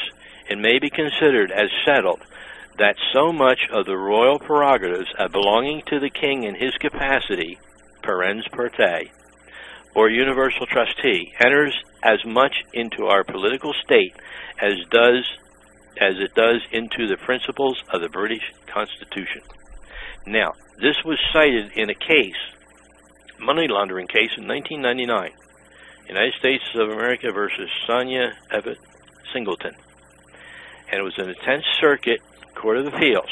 And they said, we now hold 18 U.S.C. 201C2 does not apply to the United States or an assistant United States attorney functioning within the official scope of the office. Right there. That is telling you that the Pope's attorneys will not be sued when performing the business of the corporation of the King Pope Bank called the United States. And a lot of there is your immunity right. that the judges claim they have. Now, in speaking about this courts, and you said it to me, but let's do this for the purpose of everyone. We understand courts to be that of admiralty. How does that fit into this scheme? Okay. International law of Hammurabi is admiralty. It goes back to 1600 BC. All of the crown's possessions outside of England are in foreign countries. They need the sea to go to there to operate, and that is the law of Hammurabi that the ecclesiastical courts use, and why the United States Constitution and the First Judiciary Act was stated that the sole purpose of any court is admiralty and will abide by admiralty rules under Hammurabi because of the international mercantile Congress, transportation, and dealings in mercantile law. So this came in during 1600 BC is because then we saw the proliferation of seagoing commercial. Yes. And Hammurabi was in the law of Babylon. And that's where all countries operated from because everybody used the sea to deal with each other. Right.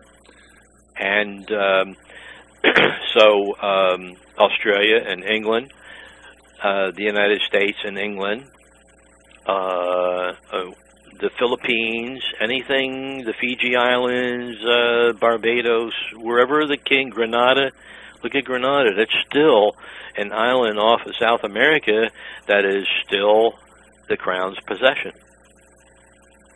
Gee, you know, that makes me wonder why in the world we went in there unless it was to kick out the Cubans and the Angolans that the crown didn't want there.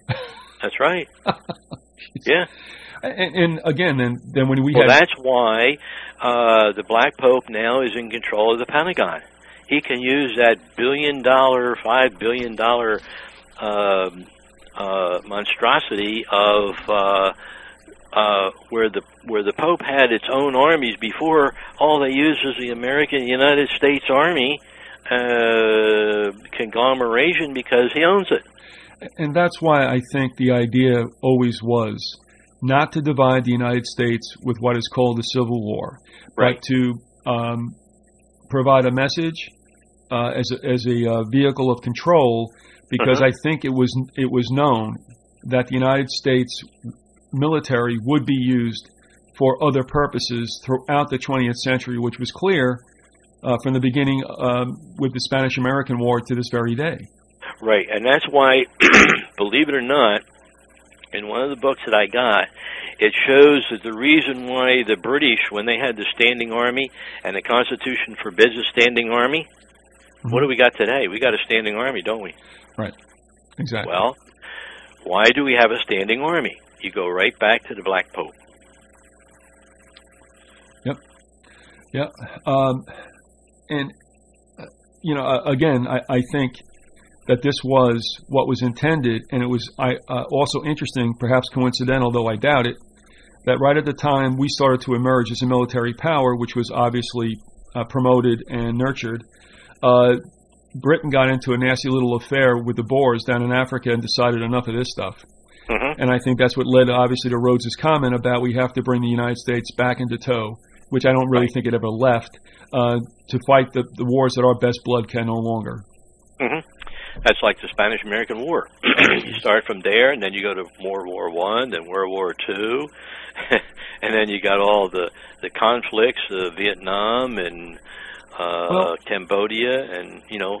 Let's end on this note, if you would, because I talked about this with Phelps a long time ago, and we've never mentioned this, but now where you're at this very moment in time, here's what cracks me up. We get into the Spanish-American lopsided fiasco and wind up taking the Philippines and Puerto Rico. Right. But we don't touch Cuba. And my point is, throughout time, right through what I would call brinksmanship in the October missile crisis, to this very day, if there's ever been a nation that should be in what Bush called the axis of evil, I'm thinking that a government that had its missiles pointed at us 90 miles away from where I live might fit that bill, but nobody ever touched Cuba. And to this day, no one has ever touched Cuba. That's right. And the fact that it's avoided an invasion by the U.S., I think is highly, highly provocative. Yeah, like the Bay of Pigs. Well, yeah, and that's another whole... That never happened, you know. Well... it was supposed to. There's a whole thing going on with that, too, because something stinks there as to who really wanted that to happen and who really torpedoed it. Right. And if, in fact, I believe it's correct that it was Kennedy's idea, not the CIA's, because I think they were telling Kennedy, hey, it's time for paybacks, and we want Cuba. Yeah, and because the Black Pope operates the CIA and the FBI in this country. Well, the thing is, there are some people who say that the mob didn't want Cuba back. They were doing look, Las Vegas is not Cuba, okay? No. Las Vegas is all right. It does well out in the West, but Las Vegas is not Cuba. No, I gotta believe it's too far away too. I mean, come on, look at it. I mean, yeah. At any rate, if Kennedy owed the mob for the election being thrown, obviously, it was time for paybacks. And if that was somewhat of an attempt to get Castro out to restore commerce back into Cuba, who torpedoed it but the CIA, not the other way around? And I say that because who does the CIA operate under? Okay, that's under the Black Pope. There you go. And so here, and you know what? This was a book that was castigated for being anti-American and telling too many secrets. There is a book out there called The Invisible Government. Yeah. By two authors, and they just took a deep look at the CIA, apparently deeper than a lot of people at that time wanted. And we're talking 1964. Right. The reason that was given for the public consumption of what went wrong with the Bay of Pigs. And to me, and in the eyes of some military people I've talked to, this is completely impossible. The reason why it didn't work was that they got screwed up with time zones from the air cover coming out of Nicaragua in the central time zone, and of course coming in the eastern time zone with Cuba. In other words, every military man will tell you, you probably know this, that they run on Zulu time, which is Grand Meridian time. Right. So you don't have that problem. To say that the thing got scuttled because of a time zone problem is like, it's a non sequitur. So because do you remember when they had the Cuban Missile Crisis on TV? I was sentient at that time. You remember the man that was pointing out on the big picture screen, all the missiles and everything? Yep. That was my cousin. Where is he now? He's dead. Okay. I mean... And you should, No, I know. I can't tell you what he told me, but then can we make a presumption here that we're told the CIA wanted to do it and Kennedy got pissed? Is it the other way around? Or the CIA, it wasn't because of Kennedy, it was because of the CIA, because, the Black Pope controls them. Yeah, but who wanted... The one thing, and what I just got from another book, believe it or not, it shows that the Vatican, the Black Pope, runs FEMA, and it even puts in brackets shadow government. Yeah. So FEMA is nothing but a controlled organization like the rest. Yeah. But let me just clarify this now. Who wanted to go into Cuba? Who or what? It wasn't Kennedy. It wasn't Kennedy. No. All right, then my presumption's wrong. But then why would the CIA scuttle itself? Well, okay. Unless there were two factions going on at that time in the CIA. Well, Kennedy, he knew the score. He knew what was going on. And, him personally being an Irish Catholic Church person, all right, he was bucking the Black Pope. And it was only because it's kind of convoluted to really explain it, but you can say that he wanted to go in on Cuba to protect various companies, and that's where he started to butt heads with them, and then he changed back. And one of the things that my cousin did said is he waffled a lot, and we'll let it go at that. All right. But anyway, that's when the CIA screwed everything, and they took over.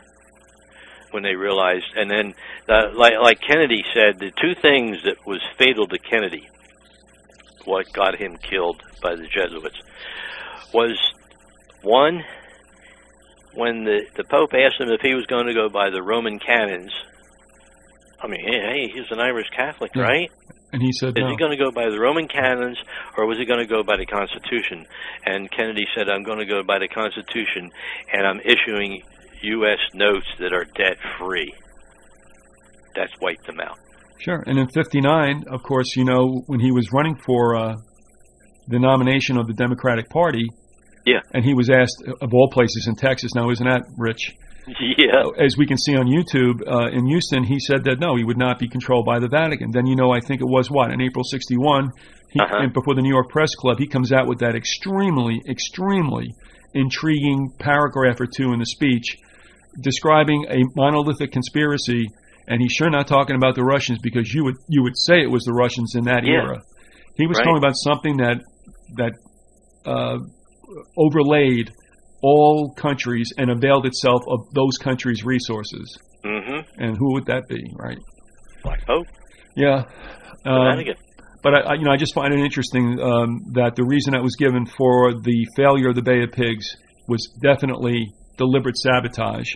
Yeah. And also they stayed at the time, and they were not drawing, connecting dots. I am. But at the time that was sabotage, who was in Puerto Rico giving a speech to businessmen but the CIA director, Allen Dulles? Mm-hmm. Not a bad listening post if you wanted to see how things were going a couple of 100 miles to the west. Yeah. I tell you, that's still something. And he didn't have to get on a boat, did he? No. Nope. You can't make these things up. Listen, I've kept you for 2 hours, and I really do appreciate it. And I tell you, you've got to be feeling a little bit, because I know I am. But one thing again, folks, you can find a lot of the writings of the Informer and also James Montgomery on atgpress.com. That stands for Against the Grain, press.com. That's where you'll find a number of I-Man's books. There is a new one coming out to which we will speak the next time he joins us, hopefully in about a week or so. And again, that title is, as I pull this around, The Constitution for the United States, the Myth and the Reality, Just Who Owns the United States. So perhaps when those books come in some kind of number, sometime next week or the week after, you'll come back on, and we'll address more about this book and some of the things that you've just mentioned cursorily during this particular interview. Okay. All right. Would that be okay? Yeah. All right. And I think folks will have perhaps a different way of also making it more facilities for you to order us, but we'll tell you more about that in a week or two's time. Wow. I tell you, we've been through a number of centuries, a whole bunch of continents. Yeah. And here we back are again. So I want to thank you so much for coming on. And I guess we're okay with maybe getting together again in a little bit of time. Oh, yeah. Yeah, that'd be okay. I didn't realize how long it's been because I wasn't watching the clock. It's 1:02 now. Well, yeah, I have to monitor the software that records this, and I'm like, gee, I mean, we're at 1:58. Well, we're at 1:59 right now, so that's you did some yeoman's duty there, and I appreciate it. I really do, and I know the listeners do as well. Okay. All righty. All right, and we'll see you next time then. All right, and we'll be in touch. Thanks a lot, I-Man. I appreciate it. Okay. All right, bye-bye now. Bye. All right, that was the I-Man addressing originally a bit of a postscript to this situation with the Civil War. And, of course, really everything's interconnected, and it's kind of tough to just isolate something. There is nothing isolated in history. So, again, many of you have made some very favorable comments, some very interesting comments and insights about the Civil War. As one person said, the more you know about it, the weightier the issue gets, and you don't even know if it isn't getting even more and more obscure.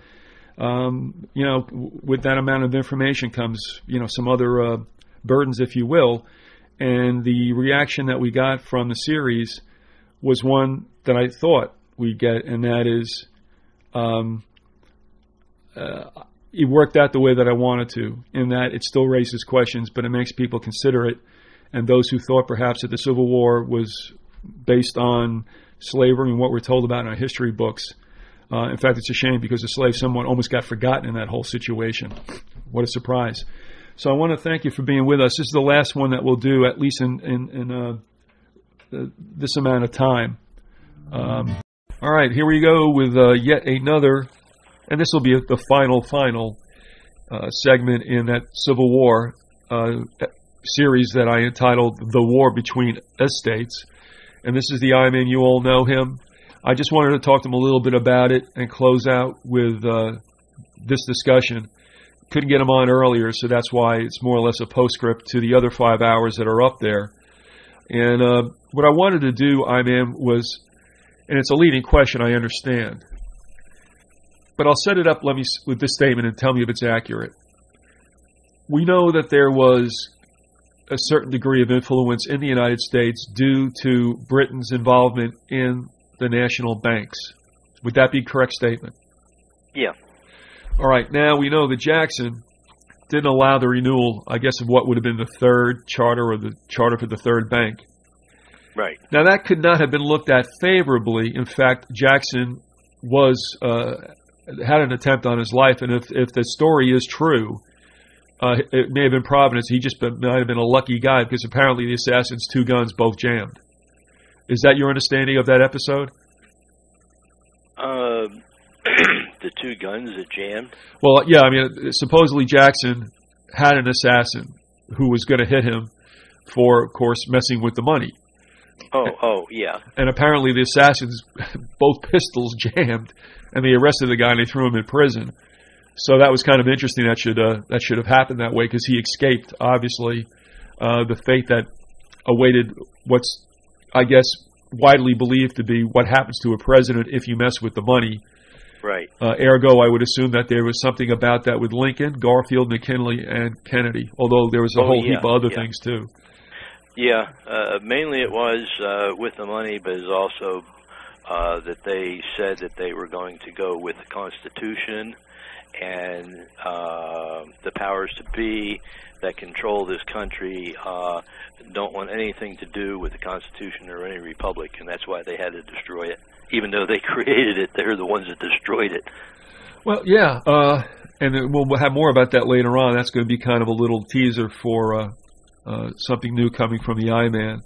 Uh-huh. But it seemed to be quiet, at least on the surface, between the time Jackson did that in the 30s until, I guess, the latter half of the 1850s, and then eventually the 1860 when the Civil War was finally instigated. Yeah, well, actually, it was because of the wildcat banking strikes and everything from 1935 on, up until when the real first bank was installed in 1840 by the. Well, it was by the Whigs destroyed it, and they were in power for about 4 or 5 years till 1846, and then it was reinstalled. And what was destroyed? What was it? The first real bank that the United States and the states had, where they dealt in specie only, and it wasn't any paper money or anything like that. All right. Was it a sort of, for lack of better words, a federal banking system? No, it was called the Independent Sub-Treasury. That was the actual legal name of the bank. All right, and that was brought in more or less to stop some of the craziness that had been going on in the banking system. Yeah, because all the bankers were stealing the states and the United States blind, and that's why they bought in the first bank, because all the states and the United States were putting their money into these private quote, federal banks, and they were absconding with a lot of their money and everything like that. The states didn't like it, and that's why Jackson refused to charter the first bank, the third bank. Right. All right. So we have two things going on.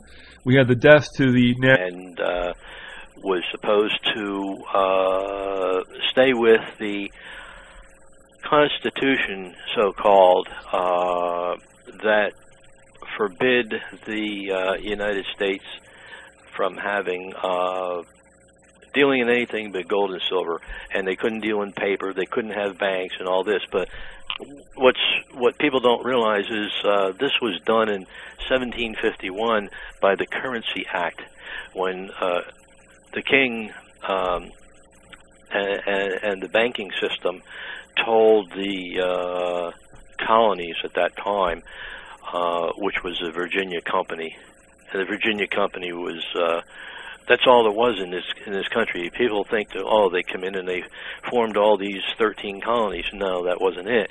It was the Virginia Company, which was owned by the king and the bank and the Pope at the time. And the Virginia Company ran from the St. Lawrence Seaway all the way down to Georgia border and all the way to the west of the Mississippi River up through the Great Lakes. And that was Virginia Company. And that was the first charter of 1609 by the king. And in John Locke, he was supposed to be for freedom and everything that everybody reads about.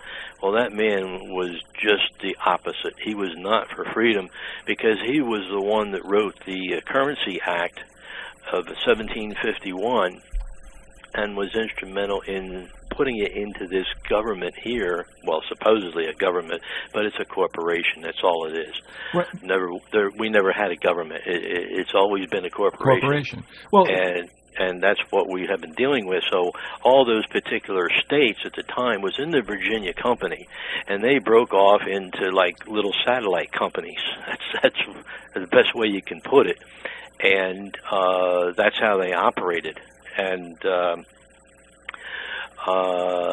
that's why Jackson, you can extrapolate and go all the way back into history and bring it forward, and that would spend about 2 or 3 hours of radio time, sure, which we don't have.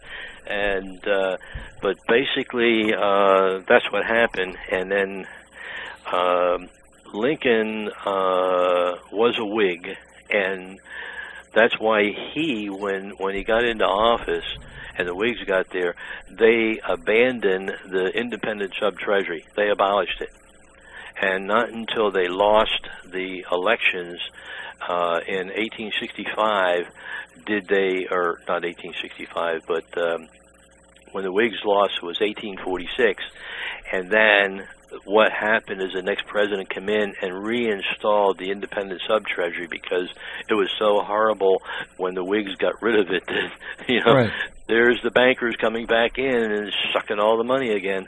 Well, let me hold you right there, because I want to tie up two loose ends, because people will be trying to follow, and we jumped it. But first of all, you talked about the origins of the settling of what is now known as the United States of America was under Virginia Corporation.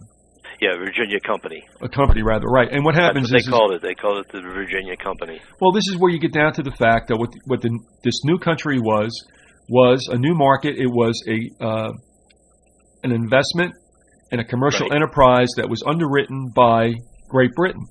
Yeah. And they gave, and I assume they gave out the land patents and such for people to develop what is now known as the colonies, correct?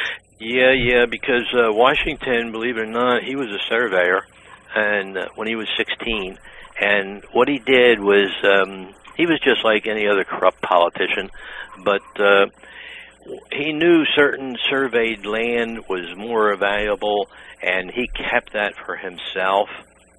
And then he sold it and made a killing on it to the other business people that were coming over from Europe over to here.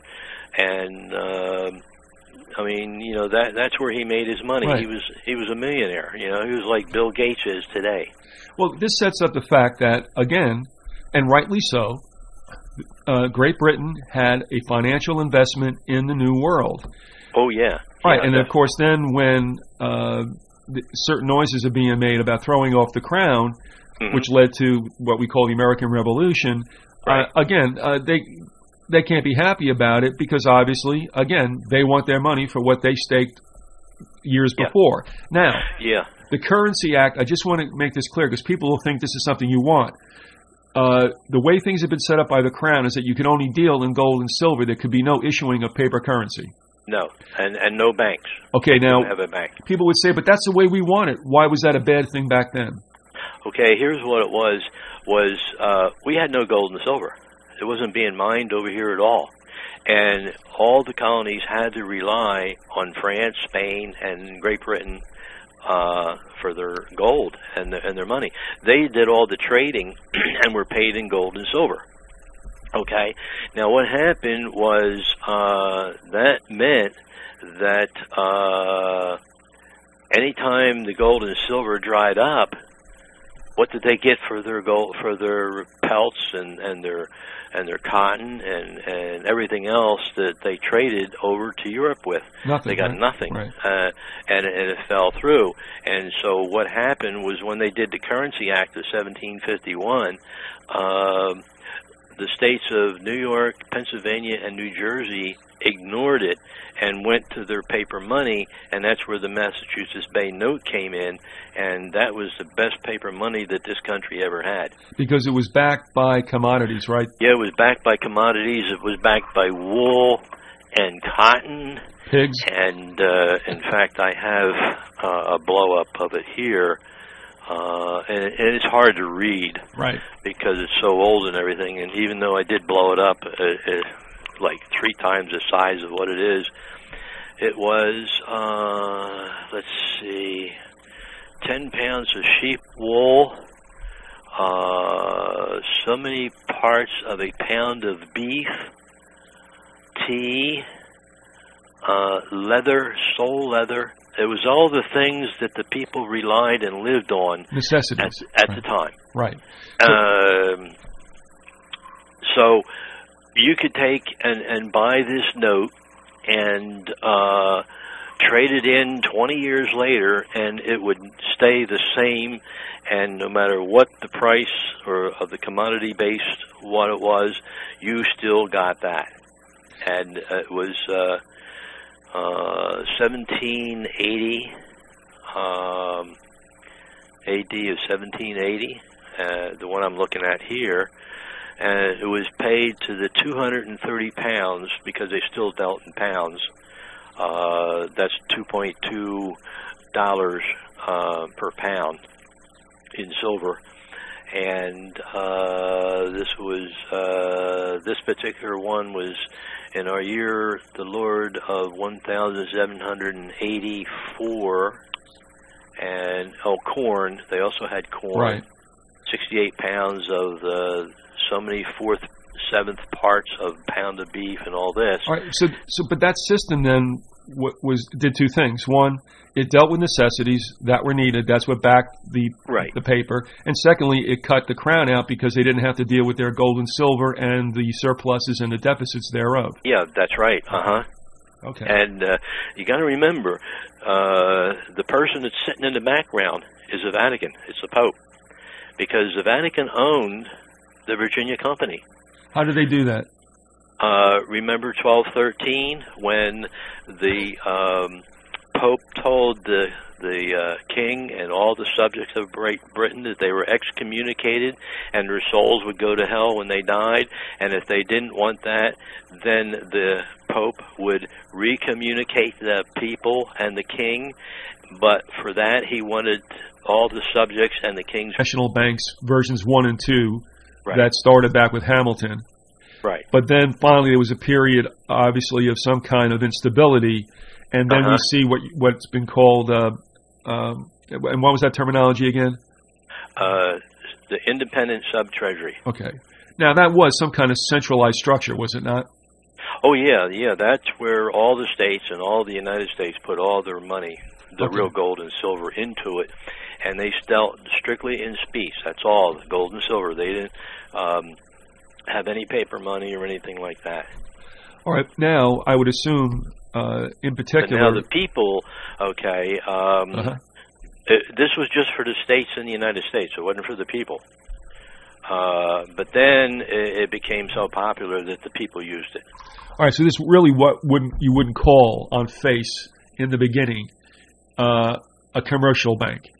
No. Where people can walk into the street, off the street like we do now. No, that's not how it started out. Okay, but it wound up that way.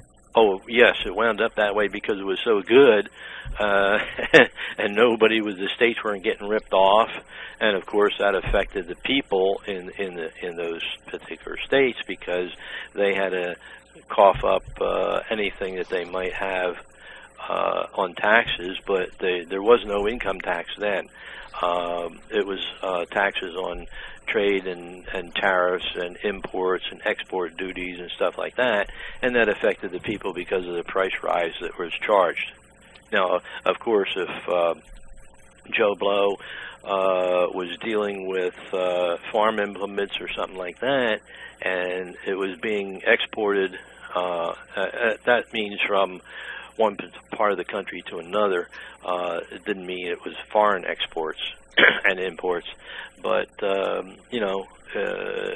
if the states got ripped off and they had to buy some of this material for what they would do would raise and jack the price up on that to cover their loss, and of course that spiraled down to the people, the end user that used it. And whatever they were, whatever tax they paid on it, an excise tax or whatever, that would rise up. And then, of course, that's why they went to this independent sub-treasury, where there would be no fluctuation of inflation or anything like they had with the first and the second bank when they dealt in paper. All right, would you say then that the period of the independent sub-treasury was a relatively honest thing? That was the most honest part that this government ever had. Which means and then, of course, it ran all the way up to 1913, and then they brought in the Federal Reserve, which was sitting in the background all along, and they were both running together. And then in 1921 is when they abolished the independent sub-treasury, and they slid everything over to the Federal Reserve, who was supposed to be the fiscal agent of the United States government in handling the money. And when they did wipe the independent sub-treasury out, all the gold and silver was transferred to the Federal Reserve. And in New York, they had two separate vaults, one for all the money of the independent sub-treasury, and the other was from their own. And then they started mixing it and everything, and it was all compounded, and we ended up with all the money, the gold and the silver that the real sub-treasury had was shipped overseas by the Federal Reserve in doing business deals, which they lost. And then by 1929, all that money was gone, and the American people who had all this gold and silver in the banks, because it was all gold and silver operating then, along with paper money, they couldn't get it. And that's what caused the crash of 29, is simply because the Federal Reserve took all of the gold and the silver, did business deals in Europe, and they fell through, and they couldn't pay the people the money when they wanted it.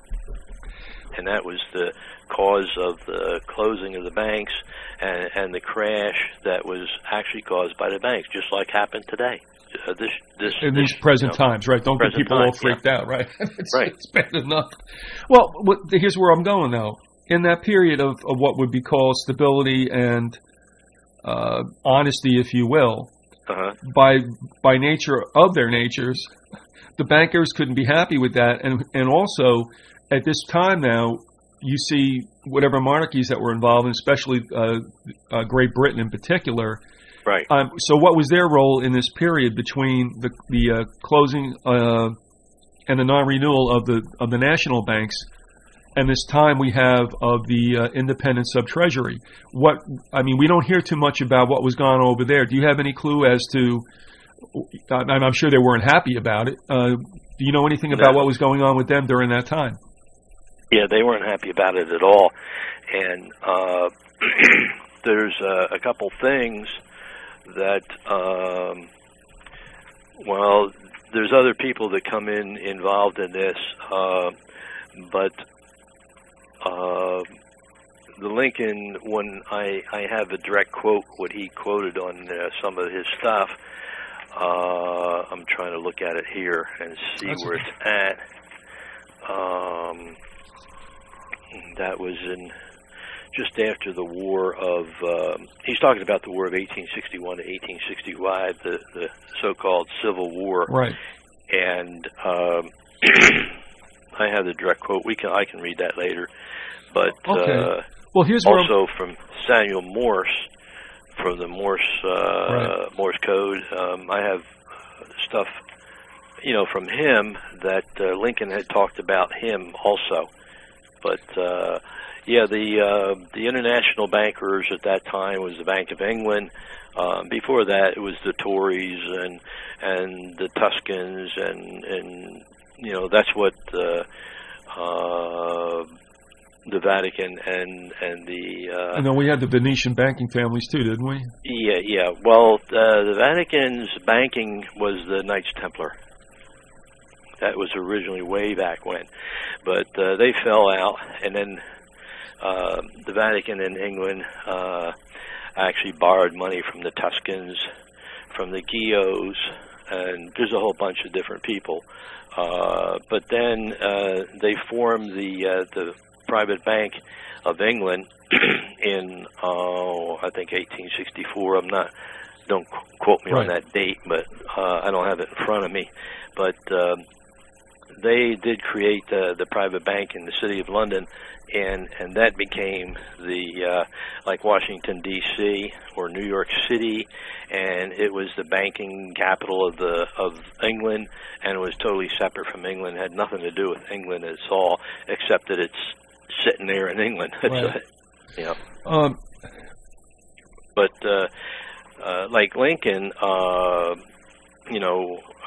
he the little history on him is he was a lawyer, but he started out surveying, and he was a postmaster of New Salem from 1833 to 1836, and he studied law. He moved to Springfield. That's where everybody knows him from. But he was actually born in Hardin, Kentucky. Right. And they were